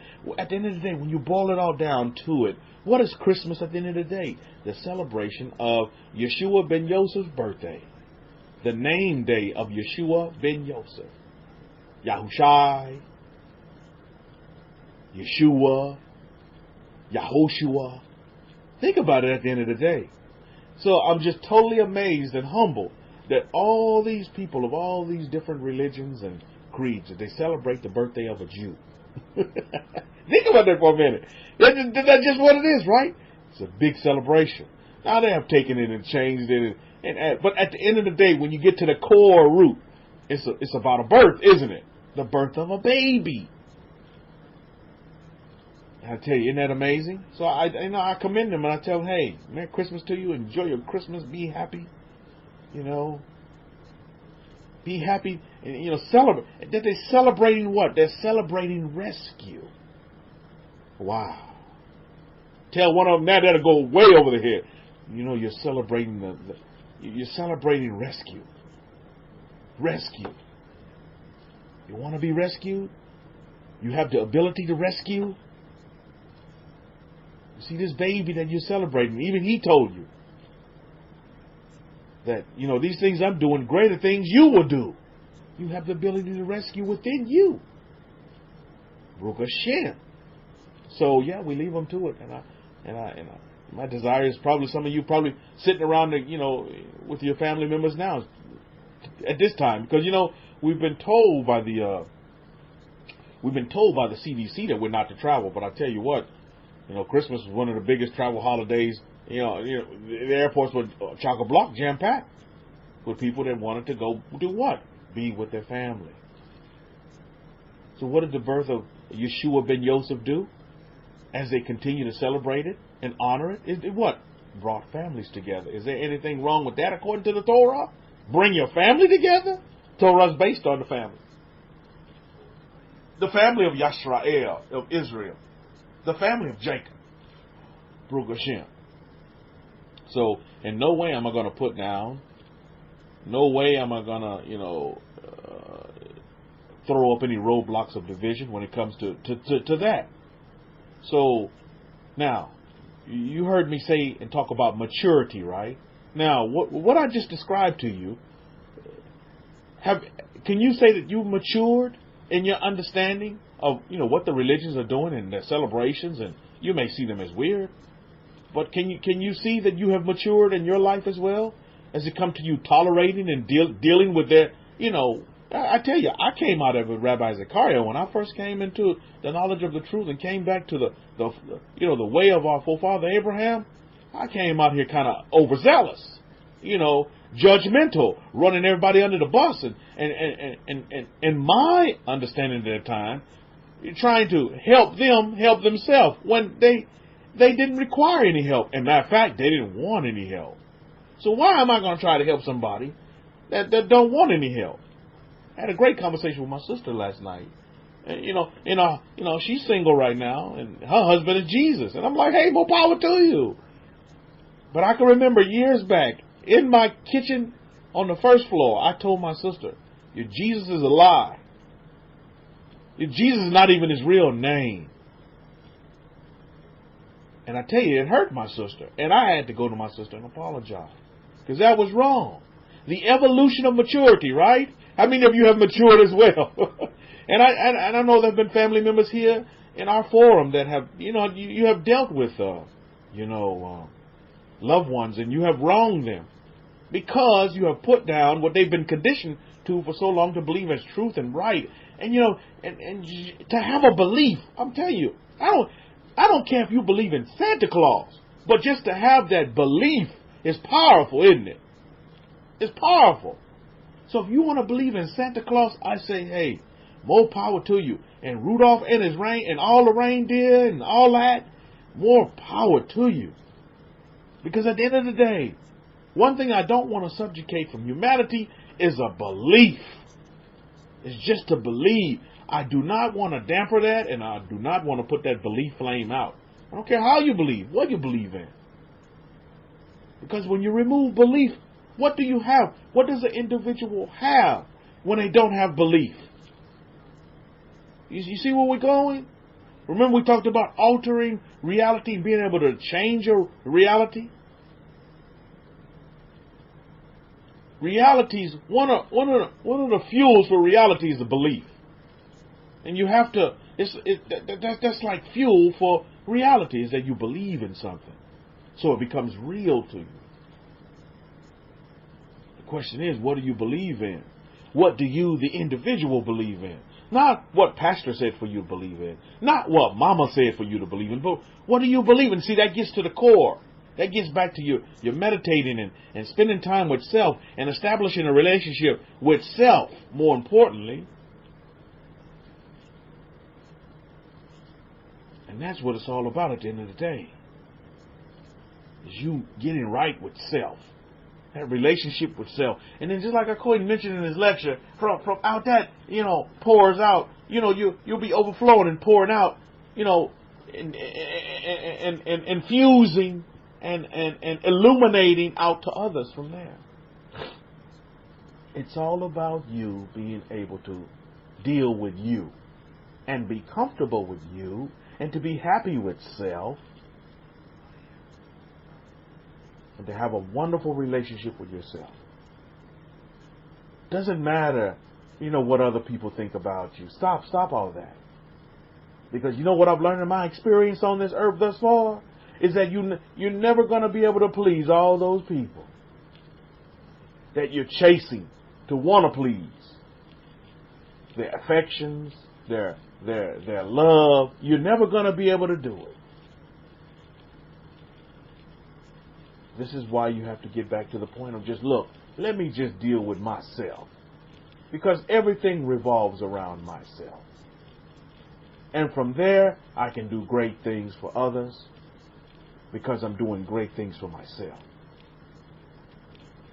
Many periods of my life, I limited myself because I ignored myself because I wanted to do great things for other people. I wanted to please other people instead of just pleasing myself. Self got put on the back burner. Not anymore. I am self and self is me. Baruch Hashem. I am self and self is me. And our relationship continues to grow. It never stops growing. I continue to mature. I continue to build my character. That's in line with our full father, the father of our way of life, Abraham, Baruch Hashem. Rabbi Scar talked about slinging Christmas trees in the street. Yeah. Mine went in the bin. Mine went in the dumpster. But I had a lot of my neighbors. I have a newborn son. He's 15 months now, and the neighbors and all their generosity and all their caring and their love and compassion. They all brought gifts to give to Nakshan for Christmas. They brought Christmas gifts, and I received them welcomely. I received them, and I told them thank you, and I have my big Hanukkah sign still up outside. Happy Hanukkah. They know where I stand, and I know where they stand, and we can all just get along, right? No problems. But I'm not going to sit here, Rabbi Zakari, this one for you. I'm not going to sit here as the neighbors bring in gifts, for my son that's been born. And I'm not going to sit here and take their gifts and throw them in the street, throw them back at them and tell them that they're cursed and they're sinners and really don't know what you're doing and blah, blah, blah. That's following the narrative. I don't follow the narrative. I write my narrative. I don't run with the conditioning that we've been given for so many years. Now I question self and ask myself, well, what do I want? What do I like? How do I want to be treated? Thus, that's how I treat others. Not in a negative fashion. I want to be treated nice. I don't want to be treated negative. So I want to present myself and present myself with a character of compassion and loving kindness towards all. Towards all that believe and however they believe. Our desire as the children of Israel, our mandate is to illuminate light to the world. So as they put up their Christmas lights, we celebrated our Hanukkah, the festival of lights. Show the world that we are light. Me taking these gifts, and I'm pretty sure they were gladly received, gladly given as well. I don't want to damper my light by burning their gifts in the backyard or having a big old bonfire and saying, no, put all these Christmas gifts in here and we're going to burn them up. No, that's not justice, and that's not right, and that's definitely not fair to their belief system. I'm going to continue to illuminate light, not only to my neighbors, more importantly to my family, but more importantly to my world.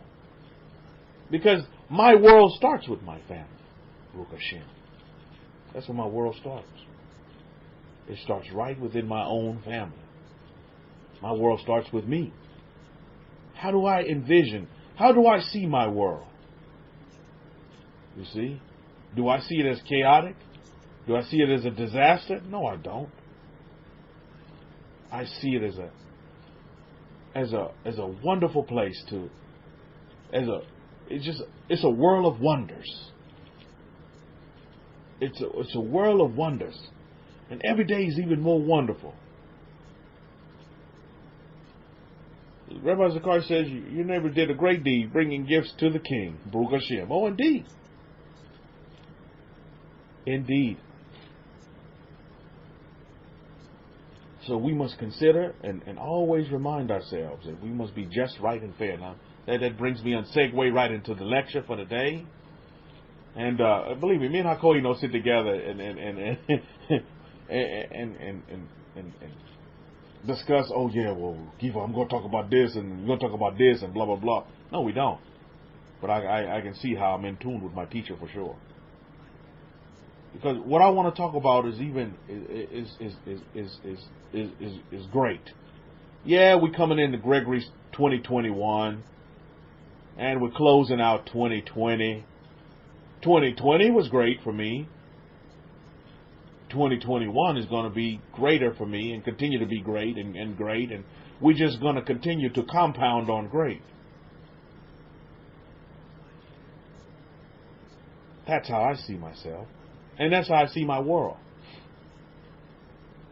But I have a few questions this day. What I really want to ask the family is this. These questions that are popped up.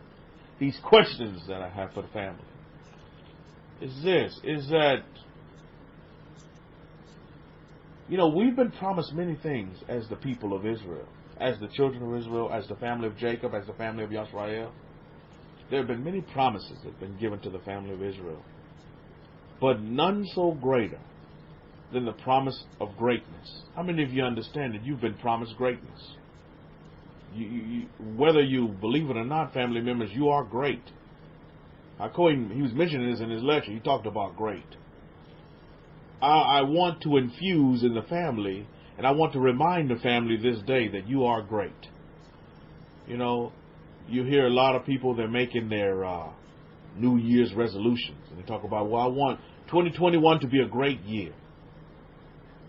But I want you to understand something. When I say to the family, great nation, what does that mean to you? I say, great nation. What does that mean? What does that mean to the family when I say great nation? What does that mean? Does it mean that I'm talking about this great nation, this great shepherd nation I'm in America? What does that mean when I say to you, great nation? Great nation. You see, because that is one of the promises. But even more importantly, I want to look at the formula that we have in our holy books for greatness and great nation. You see, great nation, the way I see great nation is when I say great nation, I'm not looking at like a collective of persons, a collective of states or provinces that come together, like you said, united, Adelia, to do great things. No. When I talk about great nations, you know what I'm talking about? When I'm talking about great nation, I'm talking about you. You are a great nation. I am a great nation. Hakoyin is a great nation. You listening via YouTube, you're great nations. Yeah, Yisrael is a great nation. But I want to hone that down to each and every individual, because, you see, that gets to this point that I think that we really need to look at when we look at our Parsha. When we look in our holy books at our history.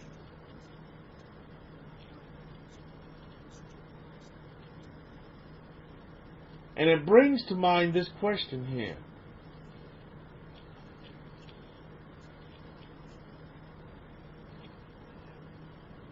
this question. Do you have to wait to be great? Do you have to wait for greatness? Or are you already great now? Or have you always been great? You just didn't realize it. Greatness has always been in you, family. You've always been great. It's just, had cobwebs on it maybe at one time or another.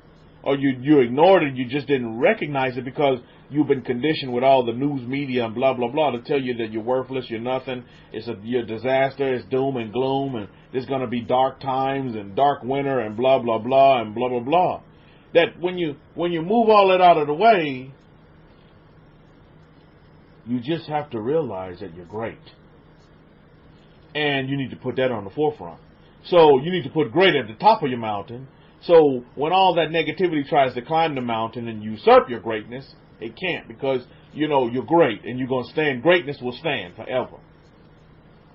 You don't have to wait to be great. And I would encourage all of you to begin to tell yourself that on the daily, is that you are great. I am great because you are. Right, Yael, woman of the tent? You are great. Because if you don't, then you leave empty space open for, lease. You leave empty space open for sale to come in and move in. And majority of the time, that empty space wants to be filled by negativity. I'm just worthless. I'm never going to be successful at anything. I can never start that business. I can never do da-da-da and da-da-da. No, because you're great. That's all that you need to remember, family, is that you're great. You're great. I love the formula of greatness that we see in our history and in our holy books. I really do love the formula for it. But let's read some from our Hidden Truth Break Scrolls from the Abrahamic-Faith Bible. If you don't have this Bible, please add it to your library.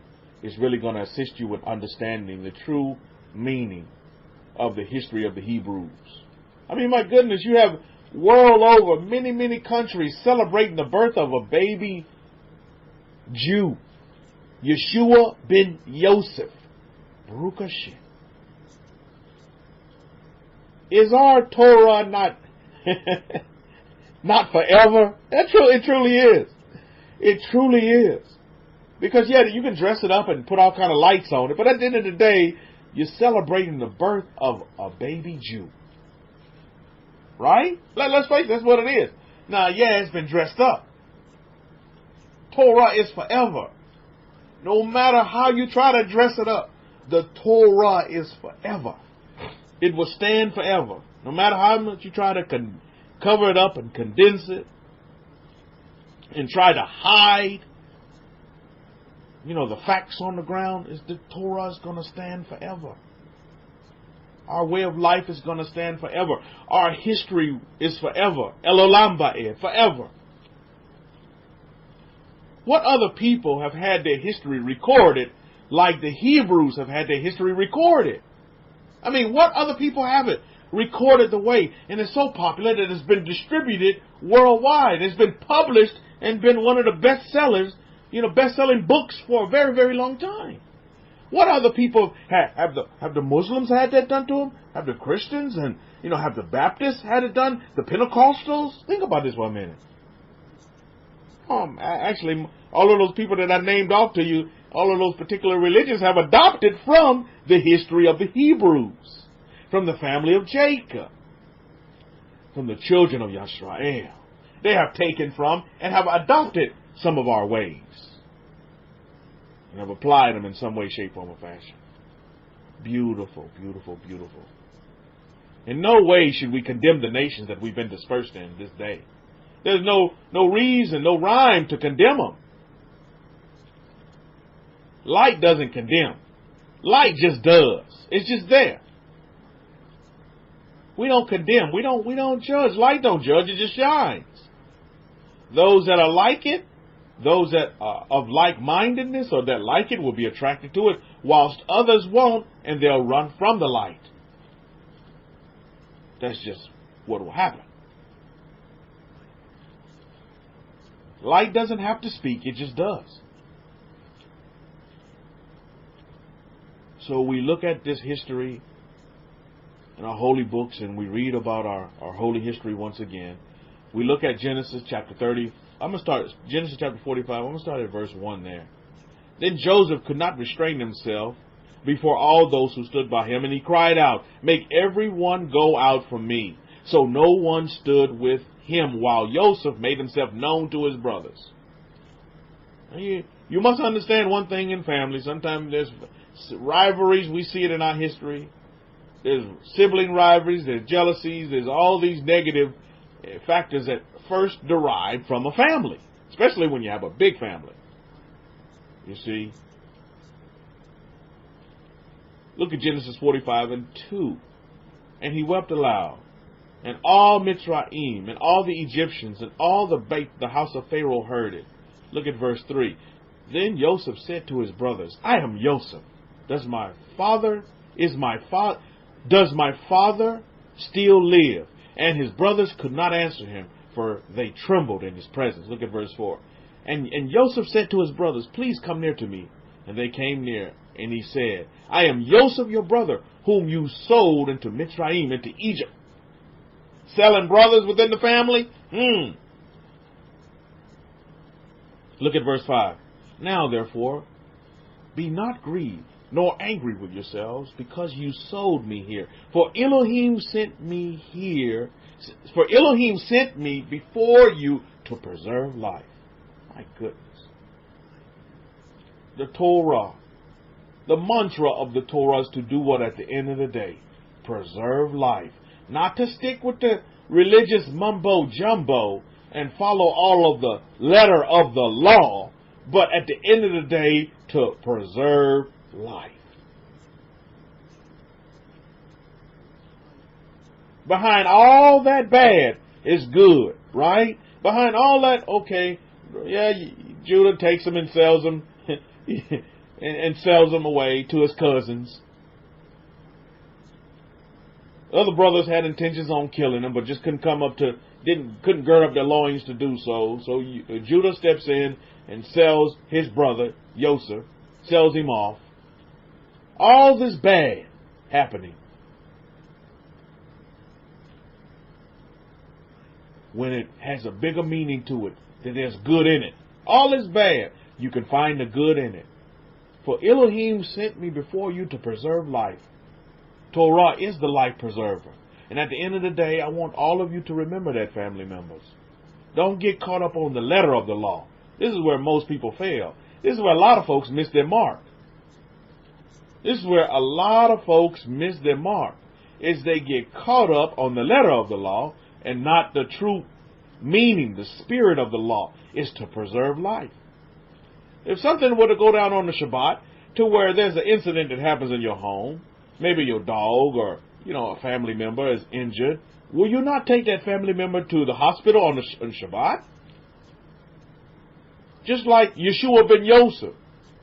He gave the story and telling, look, if your donkey's in the ditch on the Shabbat, you're not going to go take your donkey out of the ditch on the Shabbat? I'm paraphrasing, by the way.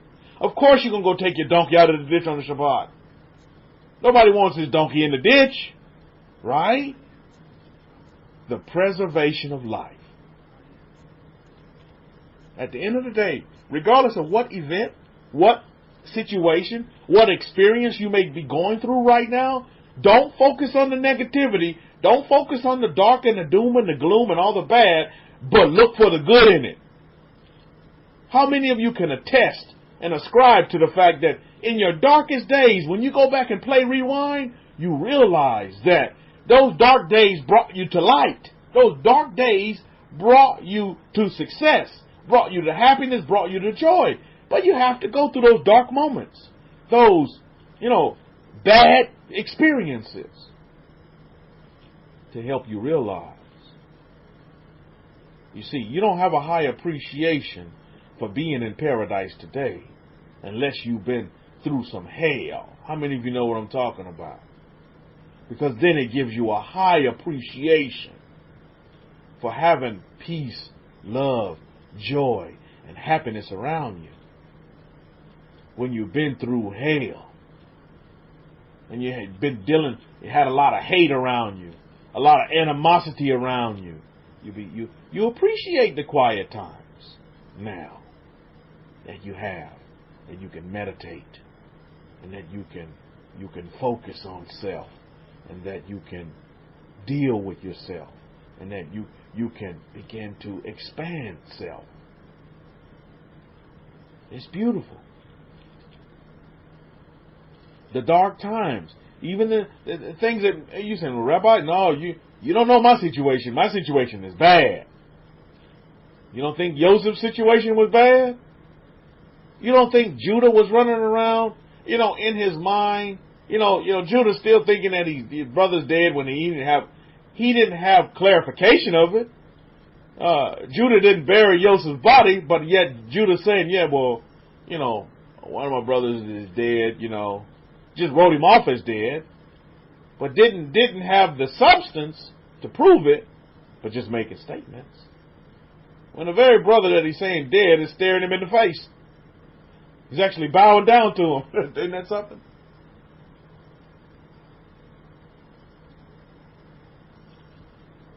So even in the darkest of times, Ms. Bahar,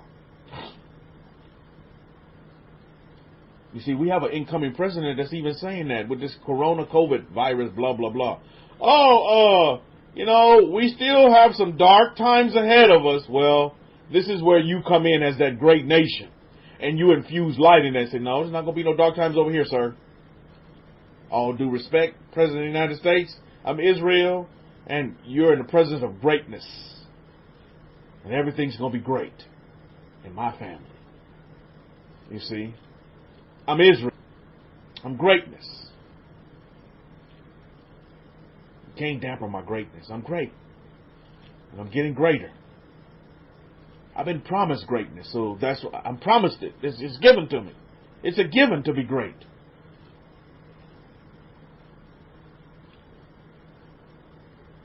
You must understand that going forward, Mishpahah. That right now, America is in a lot of birthing pains right now. We need to be the individuals, right? That's going to be the facilitators of growth, the facilitators of healing, not hate. We have to facilitate healing. How do we do that? By exhibiting proper character to our neighbors, to those that are around us. What is proper character? That character of our forefather, the father of our way of life, Abraham, Isaac, and Jacob, Baruch Hashem. That's what we do. Are there going to be times where things may not look like they're going your way? Absolutely. But always remember, and just like what Joseph said here, Elohim sent me before you to preserve life. To be that life preserver. I remember doing a lecture on this way back in the day. The life preserver. That's what the children of Israel are. We're life preservers. So, if your neighbors around you want to preserve their life in Islam, so be it. If they want to preserve their life in Christianity, Catholicism, so be it. If they want to preserve their life in atheism, so be it. But we're here to preserve their life and respect their preservation of how they want to preserve their life. You see where I'm going with this? My neighbor, my daughter, she's Chinese. And, Chinese, they have no belief in God. But my daughter, my neighbor invited my daughter to go to church with her tomorrow. I was like, yeah, so be it. Go and experience it. Go. Knock yourself out. Life preserver. I'm not going to say, no, you can't go to that, them heathens and blah, blah. No, go and see. Go and have a good social experience. She's never stepped foot in a church in her life. She should go and experience that. Absolutely, go. See if church makes you happy at the end of the day. Socialize. Absolutely. Go and experience. Absolutely. I encourage that. I'm an encourager. I'm not going to sit here and condemn. Oh no, stay away. Warning, Will Robinson. Warning. Stay away. You're going to go in there, you're going to start dancing like David, and you're going to get caught up in the spirit, and they're going to slay you in the spirit, and they're going to knock you down. Fall down. Don't fight the falling, because then they're going to say you're demonic and you have demons in you, and then they're going to start rebuking the demons in you, because and they're going to start throwing some holy water on you, and then you know how I go, Oliver, right? You know how it goes, Oliver. So again, yeah, go experience the circus show. It's a wonderful show. Because at the end of the day, I want my daughter to experience this for herself and take away from whatever she wants to take away from it, the experience, whatever she takes away from it. But I can tell you from my experience that I took away emptiness. I left empty. It was a good show. Got some goosebumps. Sweated a little bit. You know what I'm saying? Worked on my vocal cords a little bit. Sang a few hymns. Got some hugs and kisses and touchy-feely. You know how they do in them churches, man. Come on now. But then what? And then at the end of the day, you go home and what's the takeaway? Emptiness. I think that'd be a title of a great book, The Takeaway. What's the takeaway experience that you get from it? You see, that's what Akoy said in his lecture. Remember, he's talking about, listen, I'm going to give you things that are going to, tools that are going to help you, and if you follow them to the T, then you're going to benefit from them, and you're going to get results. That's the takeaway. You see, that's the big question is, what's the takeaway in this relationship that I have with church, in this relationship that I have with my wife, with my husband, in the relationship that I have with my job, in the relationship that I have with the city, the state, the province that I'm in? What's the takeaway?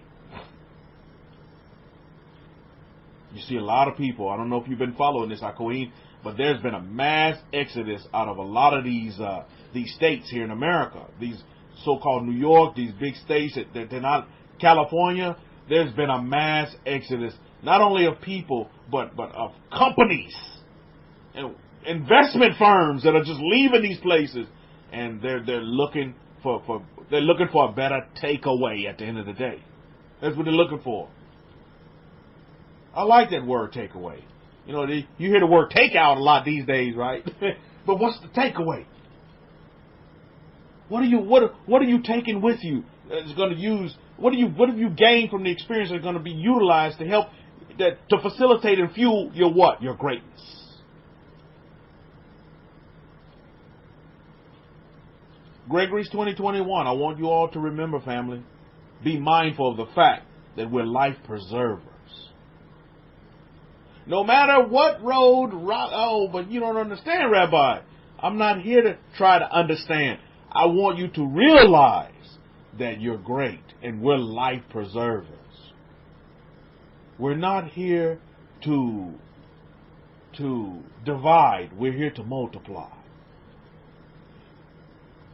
We're not here for division. We're here to bring peace.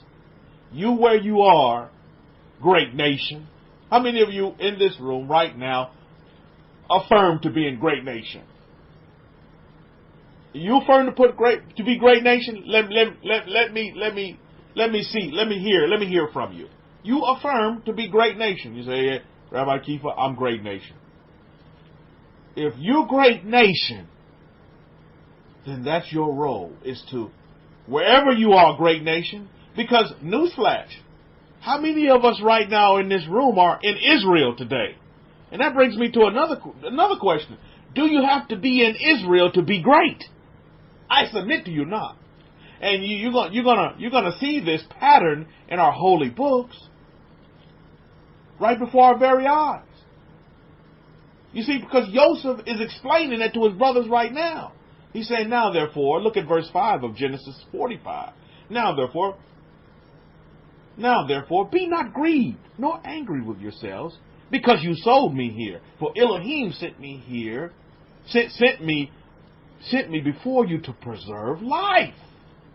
Life preserver. To preserve life. Baruch Hashem. To preserve life where? In the nations. They were in Egypt, in a heathenistic, idolatrous nation. Yet, what is Joseph telling them? No. Plan. There's a plan going on here. It's bigger. Let me get it back.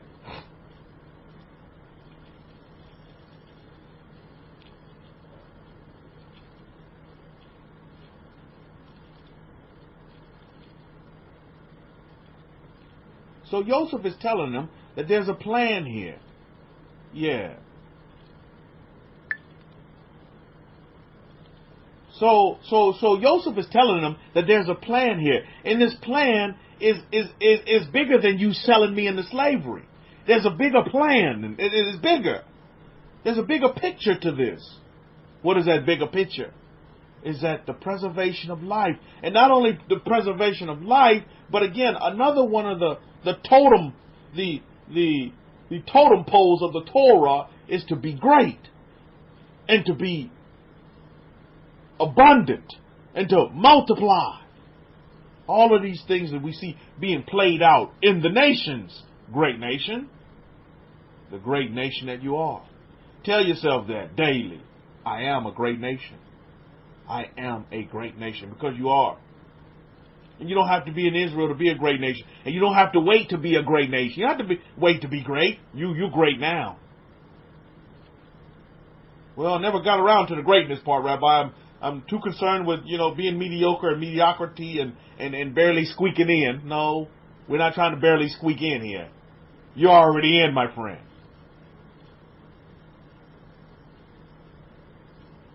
Baruch Hashem. Let's continue on Genesis. Genesis 45. Let's go down to 16. Now let's see what Pharaoh has to say about it. Why would Pharaoh? Let's continue.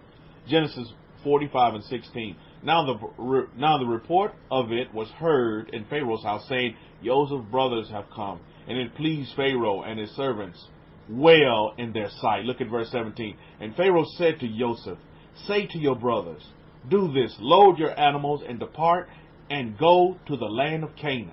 Look at verse 18. Bring your father and your households and come to me, and I will give you the best land in Mitzrayim in Egypt, and you will eat of the finest portions of the land.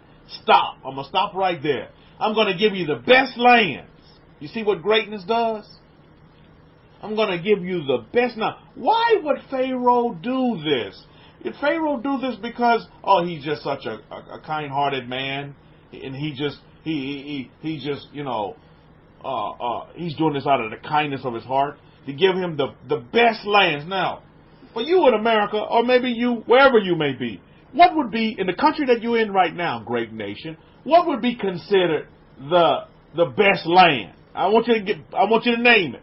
What would be considered the best land in your nation that you're in right now? What would you name me? What would be considered the best land, the most posh, the most plush, the most, abundant place where you can just grow anything, and the most, productive place? Can you give me a name? In your mind, what would be the best land? As Pharaoh described here. Oliver says the south of France, Baruch Hashem. What would be the best land? Mishpahah. Those you in America, what do you consider the best land? Pharaoh said, I'm going to give you the best land. Not the mediocre land. He said, I'm going to give you the best land. And you will eat the finest portions of the land. Baruch Hashem. Now I see why HaKohen has a base in Florida. That's some of the best land. I guess the rest of you in America, you don't know what the best land is. I tell you, I see why the Most High put me here in Texas. This is best land, I'm telling you. And I'm eating up the finest portions of the beef here, baby. We get some of the best beef cows in the whole of the world. Baruch Hashem. Indiana says, Yahya 110 says, Indiana is some of the best land. Okay, Baruch Hashem. Great nation. It's the best land. So, where are you going with this, Rabbi Kefa? You, great nation, need to be in the best land. Listen. A lot of the Gentiles here in these nations that we're in, they realize, they're starting to, especially here in North America, I'm seeing it with my own eyes, they're starting to flock, they're starting to put their money where their mouth and where their feet is, and they're migrating to the best lands. How many of you are seeing that? You're witnessing that before your very eyes. Companies are doing it. People are packing up, leaving so-called California the best land. Hey, I'm not trying to knock it, Simha. But as you can see, a lot of people are leaving California and they let their money do the talking, and they're walking down to Florida, they're walking down to Texas. I'm seeing it with my very eyes. They're going to Tennessee too, by the way. Tennessee is an up-and-coming place. Dr. Grace says, Ontario, Baruch Hashem, if you see that as the best land. But again, I want the family to get the mindset of you don't have to settle for Canaan, and you don't have to settle for famine. You should place yourself in the best land. I guarantee you, Hakohen has his mindset as well. Everywhere he goes, he's placing himself in the best land. I'm already strategically setting up other bases in China where the best land is and where I see the best land. And for me, that's around the Shanghai area, Baruch Hashem. Some of the best land. And further down south in the Qingdao area, I consider that some of the best land. So these are things that you need to consider going forward, Mishpachah, to open your minds up to you ascribe to greatness. You are great. So you should be in the best areas, the best lands that's going to be beneficial to where you can eat of the best foods. Meaning that the lands, it's a green thumb. The soil is so rich that it produces great fruits and it sustains you with meats and vegetables where you can survive and thrive. Baruch Hashem. That's what it's about at the end of the day. In the nations, not in the nation of Israel, because as you see with this pattern right here, that our forefathers wasn't even in the land. They were told to go outside in another nation and be great. That's what I want you to see this day, great nation. That's truly what I want you to see.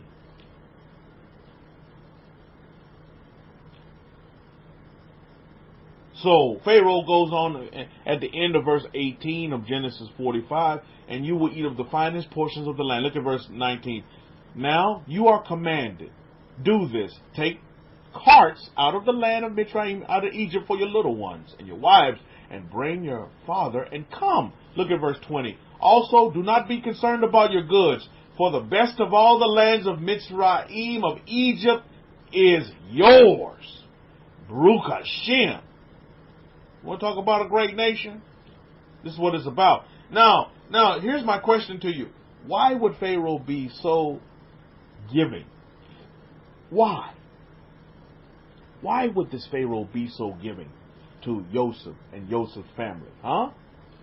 Can anybody tell me why? Is Pharaoh just such a nice person? Oh, he does that for everybody, Rabbi. When you look at history, the Pharaohs do that to everybody. They just give, a family just the best of their everything and just usher them in. It takes all the children and animals and moves them to the finest land. You want to know why? This is why. It's because what did Joseph do for Egypt? Let's not forget. What did Joseph do for Egypt? You see, this is a karma. We come back to the laws of karma here. What did Joseph do for Egypt? Joseph saved Egypt. Thus, Joseph's family was saved. Thus, Joseph expanded the riches of Egypt. Thus, Joseph's family will partake of the riches of Egypt as well. Do you see it? Do you see it? So, when we look at you, great nation, what are you doing for your nation? You want the nation that you in to be a blessing to you and do all these, but what are you doing for your nation? You see, Pharaoh didn't do all these things for Joseph just because Joseph was, a son of Jacob. No, it didn't happen that way. Joseph did great things for Egypt. That heathen, idolatrous nation. Joseph did great things for that country. Mishpachah. Do you see that? Do you see the pattern, great nation? See, so these nations that we're not in these nations to be, protesting and burning stuff down and blowing stuff up. That's not our remit. That's not the formula for greatness. The formula for greatness is these nations that you're in is to do great by the nation that you're in. Baruch Hashem. Do great. Do great things. Prosper that nation. Lift up that nation. Innovate that nation that you're in right now. Baruch Hashem. That's your role, great nation. And then in turn, what is the great nation going to turn around and do for you? Just the same thing. Give you the finest of the finest. The best of the best. This is real talk. This is reality. Baruch Hashem.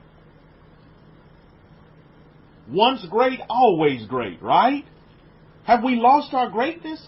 Children of Israel? Family of Jacob? Have we lost it? No. Once great, always great. Has greatness gone? I submit to you not. Yah forbid. Greatness hasn't left. We just have to find our greatness. Where are you going to find that? Within yourself. You can't go chase greatness. Greatness is within you. Baruch Hashem. 2021 is already great. And it's not even here yet, right? But it is great already. We don't chase after greatness. Just like we don't chase after miracles. We manifest miracles. Miracles follow us, Mishpah. We don't chase. We're not chasers. We're not storm chasers. We're not women chasers. We're not men chasers. They come to us. We manifest these things. Just like we want. See, this is not about a religion. This is about a way of life. And to empower the children of Israel, or anybody that wants to be a part of the children of Israel, with the tools that's going to help them manifest and be great, and manifest whatever they desire for themselves, and however they see greatness, you see. And you don't have to be in Israel to be great. And here's another thing that I've noted as well, especially on YouTube. Do you know that the majority of the conversation, when you mention Egypt, and the majority of the conversation in Egypt and Israel is always focused on slavery? How many of you see that? You go to YouTube, they always say Israel, oh yeah, Israel was enslaved in Egypt and blah, blah, blah, and Pharaoh did many bad things, and we were making bricks and blah, blah, blah. Egypt is always associated with the slavery. Never associated with what we're talking about right now, with the greatness and the abundance and giving up the best lands. And oh my goodness, it's always associated with the negative, the slavery side. Don't remember the part, never talked about the part that Israel went into Egypt 70 strong, with wealth and riches, given the best lands and the best food. Don't like to talk about that part. Let's focus on the negativity. Let's focus on the slavery. But you don't see the bigger picture. And we need to look at the bigger picture. I've never been to Egypt, but I promise you I will go. Egypt facilitated greatness for the people. And not only Egypt, but every country that the Hebrews went into. Every place that the Hebrews went, that the Israelites went. Blessings went with them. And blessings, were left there for wherever they went. Baruch Hashem. Our patriarchs and matriarchs never went to a place and we just left it in doom and gloom.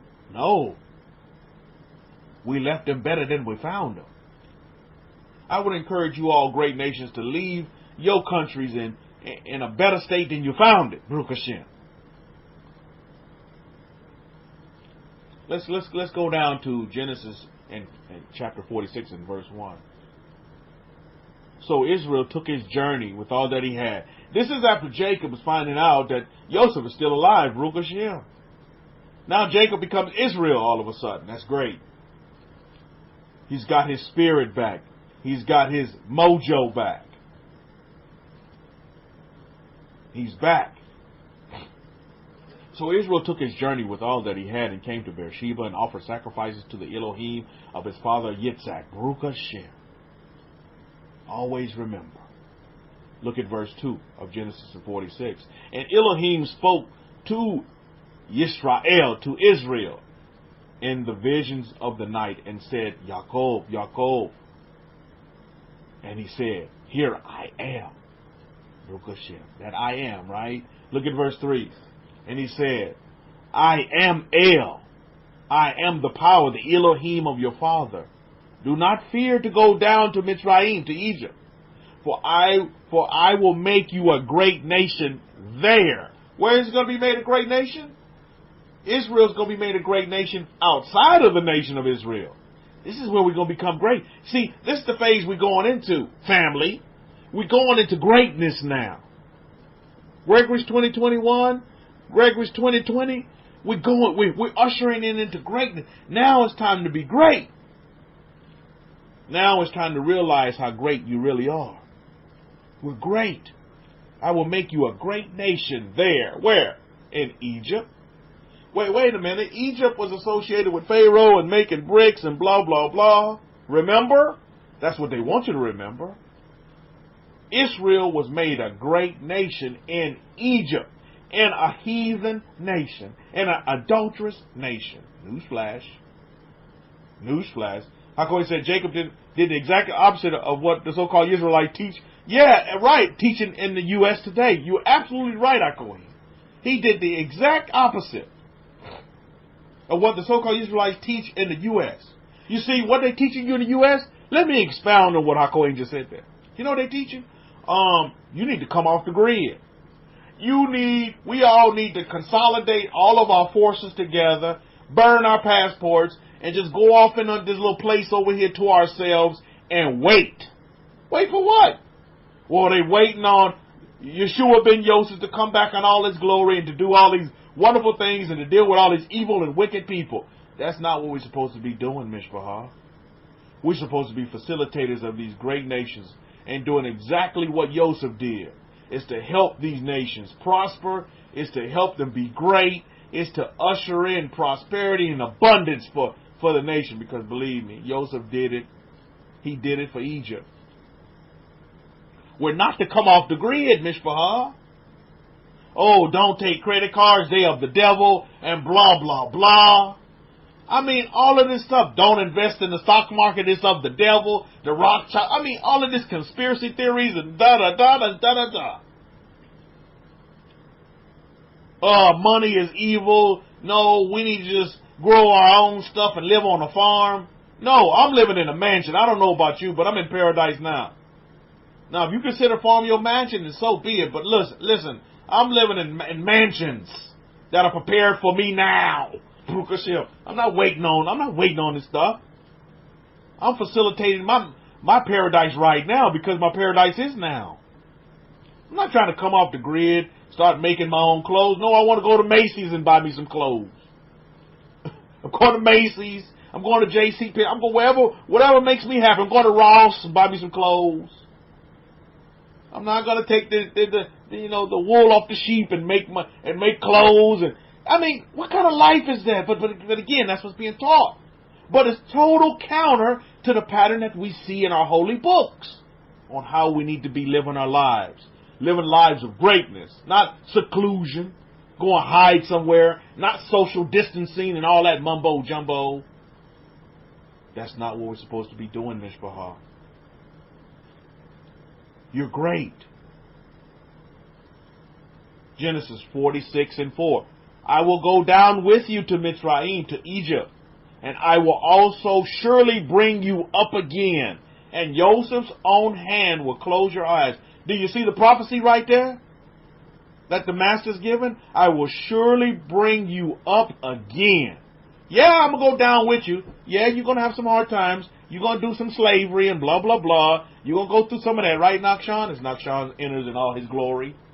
But then I'm going to bring you up out of that again, Baruch Hashem. Isn't that beautiful? I'm going to bring you up out of that once again. That's what I'm going to do, Baruch Hashem. So consider that going forward, Mishpachah. Yael wanted to say that's one way for them to eliminate themselves from the picture. Oh, indeed. And totally miss the mark. More importantly, that's not the mark of Israel to go hide. When we just celebrated Hanukkah, we're supposed to be a light to the world, but you're going to go hide somewhere, take yourself off the grid, not do nothing for the nation that you're in right now, you've been dispersed in. I'll tell you, that's just totally terrible. Terrible mindset, thought process. But like Kohen said, it's opposite of how we're supposed to be living. So we need to correct that. Great nation, Because you are a great nation. You're not mediocre, and you're not meant to go hide nowhere. And right now I'm holding Nakshan in my lap as he's listening in, and he's gonna usher in the next facilitator. He'll be little rabbi in training over here at Kohim, that you will anoint one day yourself. Baruch Hashem. Nakshan? So this is what's very important to understand, Mishpahah, is that we're here to leave legacies of what? Greatness. Not of mediocrity, not of going hide somewhere in somebody's... No. We're here to establish businesses, to innovate in these nations that we're in, and to bring innovation to where there's darkness. We facilitate light. This is why I'm not in agreement with our upcoming president when he talks about, dark days are ahead. No, they're not.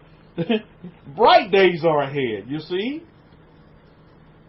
Light is ahead, not darkness. So that's what we're supposed to do. Infuse positivity, peace, love, joy, compassion towards all humanity. That's our role, Mishpahah. You're a great nation. That's what you're supposed to do. And I'm going to end with this in Genesis chapter 47 and verse 27. The last verse of the Parsha talks about this. So Israel dwelt in the land of Mitzrayim, in the land of Egypt, in the province of Goshen. And they what? And they had possessions there, and they grew there, and they multiplied exceedingly there. Right, Nakshan? Nakshan says yes. And they multiplied exceedingly there. And they grew, and they, guess what, Mishpahah? Newsflash, you YouTube teachers, they had possessions. They wasn't living off Uncle Sam. If you're doing that, hey, I'm not putting that down, but that's not our role. If you need a little hand up, yes, America will help you. But again, we had possessions. We wasn't looking for Uncle Sam's handouts. We had possessions. Matter of fact, we were handed out. Baruch Hashem. We had possessions. We grew. We multiplied exceedingly. This is the same pattern today as we usher in 2021. Gregory's 2021. This is exactly how we need to be today, Mishpahah. No different. If you're a great nation, right, Nakshan? If you're that great nation, and you are that great nation, but you need to realize that for yourself. Has the greatness been hidden? Has it been, you need to dust the cobwebs off to let you realize that? Has the greatness been ignored? Yah forbid. You're great. However you see great, you're great. But you see the pattern that we see in our Torah for greatness is we're to go into these nations that we've been dispersed in. Yeah, the famine caused the exodus out of Canaan into the land of Egypt. Why? Because Egypt was where they had Egypt reminds me of Texas today. Reminds me of Florida today. That's where the haves are, not the have-nots. As the stuff hits the fan, Texas still has. We still have cattle. We still have a lot of abundance of fish where we can go fishing. Rabbi Zechariah will attest to that. Florida still has. So you want to go to the place where the haves are, not the have-nots. Baruch Hashem. Yeah, you hear what Nakshan said. We want to go to the place where the haves are, not the have-nots. Facilitate and put yourself in a place for success, for greatness. You can't do it when everybody around you is talking about, doom and gloom. You want to go to a place where they say, no, you come here and prosper and build businesses and grow and be successful and be a great citizen. That's where you want to be. Have fun in the sun down there in Florida. Build up your melanin levels in Baruch Hashem. I tell you, this is what it's about at the end of the day, Mishpahah. Consider that as you usher in 2020, right, Nakshan? 2021. What do you see, Nakshan? So, this is what's important at the end of the day. And we need to consider these things going forward, great nation. This is why I titled this lecture, Great Nation. Now, what are you doing in that nation that you're in to make it great? Because your greatness, Mishpahah. Your greatness. So, yes, Nakshan, you're great too, son. You've always been great. From the sperm count, you was great, Nakshan. Baruch Hashem. So it's very, very important that you understand that, Mishpahah, that we continue to press on and continue to remember You know, as the problems will come, yes, they're going to come, they're going to show up, situations going to come, and, you know, you're going to deal with some experiences that may seem like awkward and kind of throwing you off, but remember, Elohim has placed you there to be a life preserver, to be a life preserver as well as being a life preserver. So on that note, we'll wrap it up on this end. And I tell you what, we're going to usher in this 2021. I know we're going to have fireworks down this way. And I'm trying to be able to see fireworks and all that on Gregory's 2021. And we're going to just keep it moving forward, Mishpachah, in greatness. And we're going to do it together. But remember, you're great by yourself. Because you're Israel. You're the great nation by yourself. And you stand by yourself. I don't stand, and I give thanks that I don't stand for Texas alone. Because I got rabbis here in Texas as well. I got Adelia here. And I think Adelia and Atara, which one? Adelia, Atara, which one of you are here in Texas? So I have fellow Texans here that are standing as well with me as the children of Israel to do great things for the state of Texas, Baruch Hashem. This is a great state. And if you're not here, and if you're not happy with where you are, then maybe you need to pack up and move somewhere else. You see? And he says, and you welcome your new neighbor Elon Musk. Oh, indeed we did. With open arms, indeed we did. Come on, Elon, and the rest. Baruch Hashem. And the rest. And if you notice, you know, we're dealing with the space, because I'm starting to look at these space stocks now. We got to start, we innovating out in space now. But if you notice, the places where they take off are Texas and Florida. Isn't that something? To go out into space, and I'm like, wow. There's some connection there, but again, they're starting to buy real estate in space, and they're starting to look to space now. So that's the next frontier, is space. That's where we're going. So we got time, but you all should be considering these space stocks and these stocks that are coming up, because that's where the money's going to be in the future. It's going to be in space. Nakshan will probably be an astronaut one day, traversing back and forth from Mars. Baruch Hashem. That's where it's going, right, Nakshan? Yes, as he looks at the intel sign. Okay, yeah, that's where it goes, right? Okay, so on that note, we'll wrap it up for this Shabbat. Nakshan tells you, Happy Gregory's New Year. I do as well. And ascribe to greatness, be great, and see yourself as great right now. Baruch Hashem. Over to you, HaKohen. We say Shabbat Shalom and Shalom Shalom to all of you, Mishpachah. You all have a wonderful Shabbat. Enjoy your families and your friends and your loved ones. Right, Nakshan? Shabbat Shalom and Shalom Shalom to all of you, Mishpachah. Over to you, HaKohen.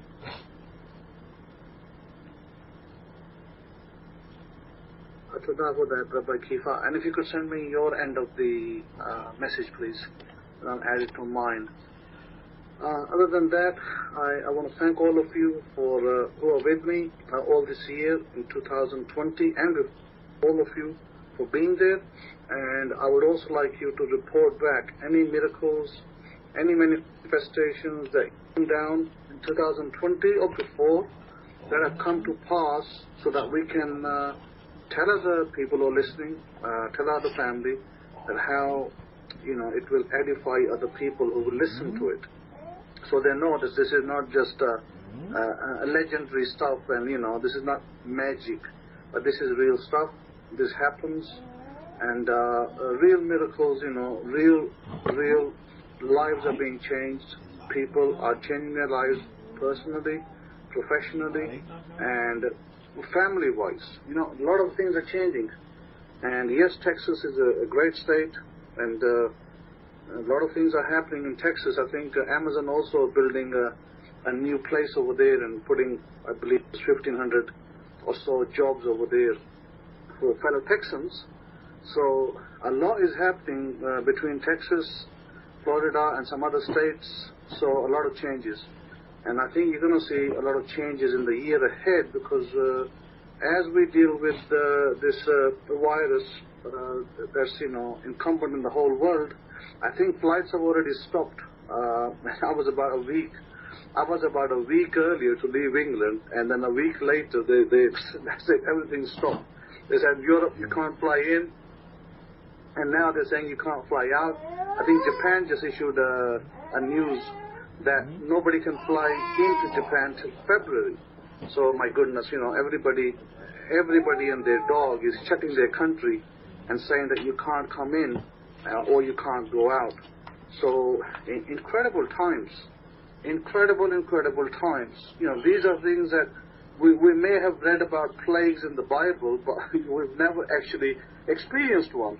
And so here we have a plague experience, biblical proportions. It's just tremendous. So protect yourselves, continue to do the things that you've been taught, to protect yourselves, protect your families. Don't let your guard down, thinking, well, it's okay now, because there's a lot of variants coming out of coronavirus. So what you want to do is keep your guard up, continue to do the due diligence, continue to do the rituals that you're doing, and continue to reap the benefits, because 2021 should be a great year for a lot of you.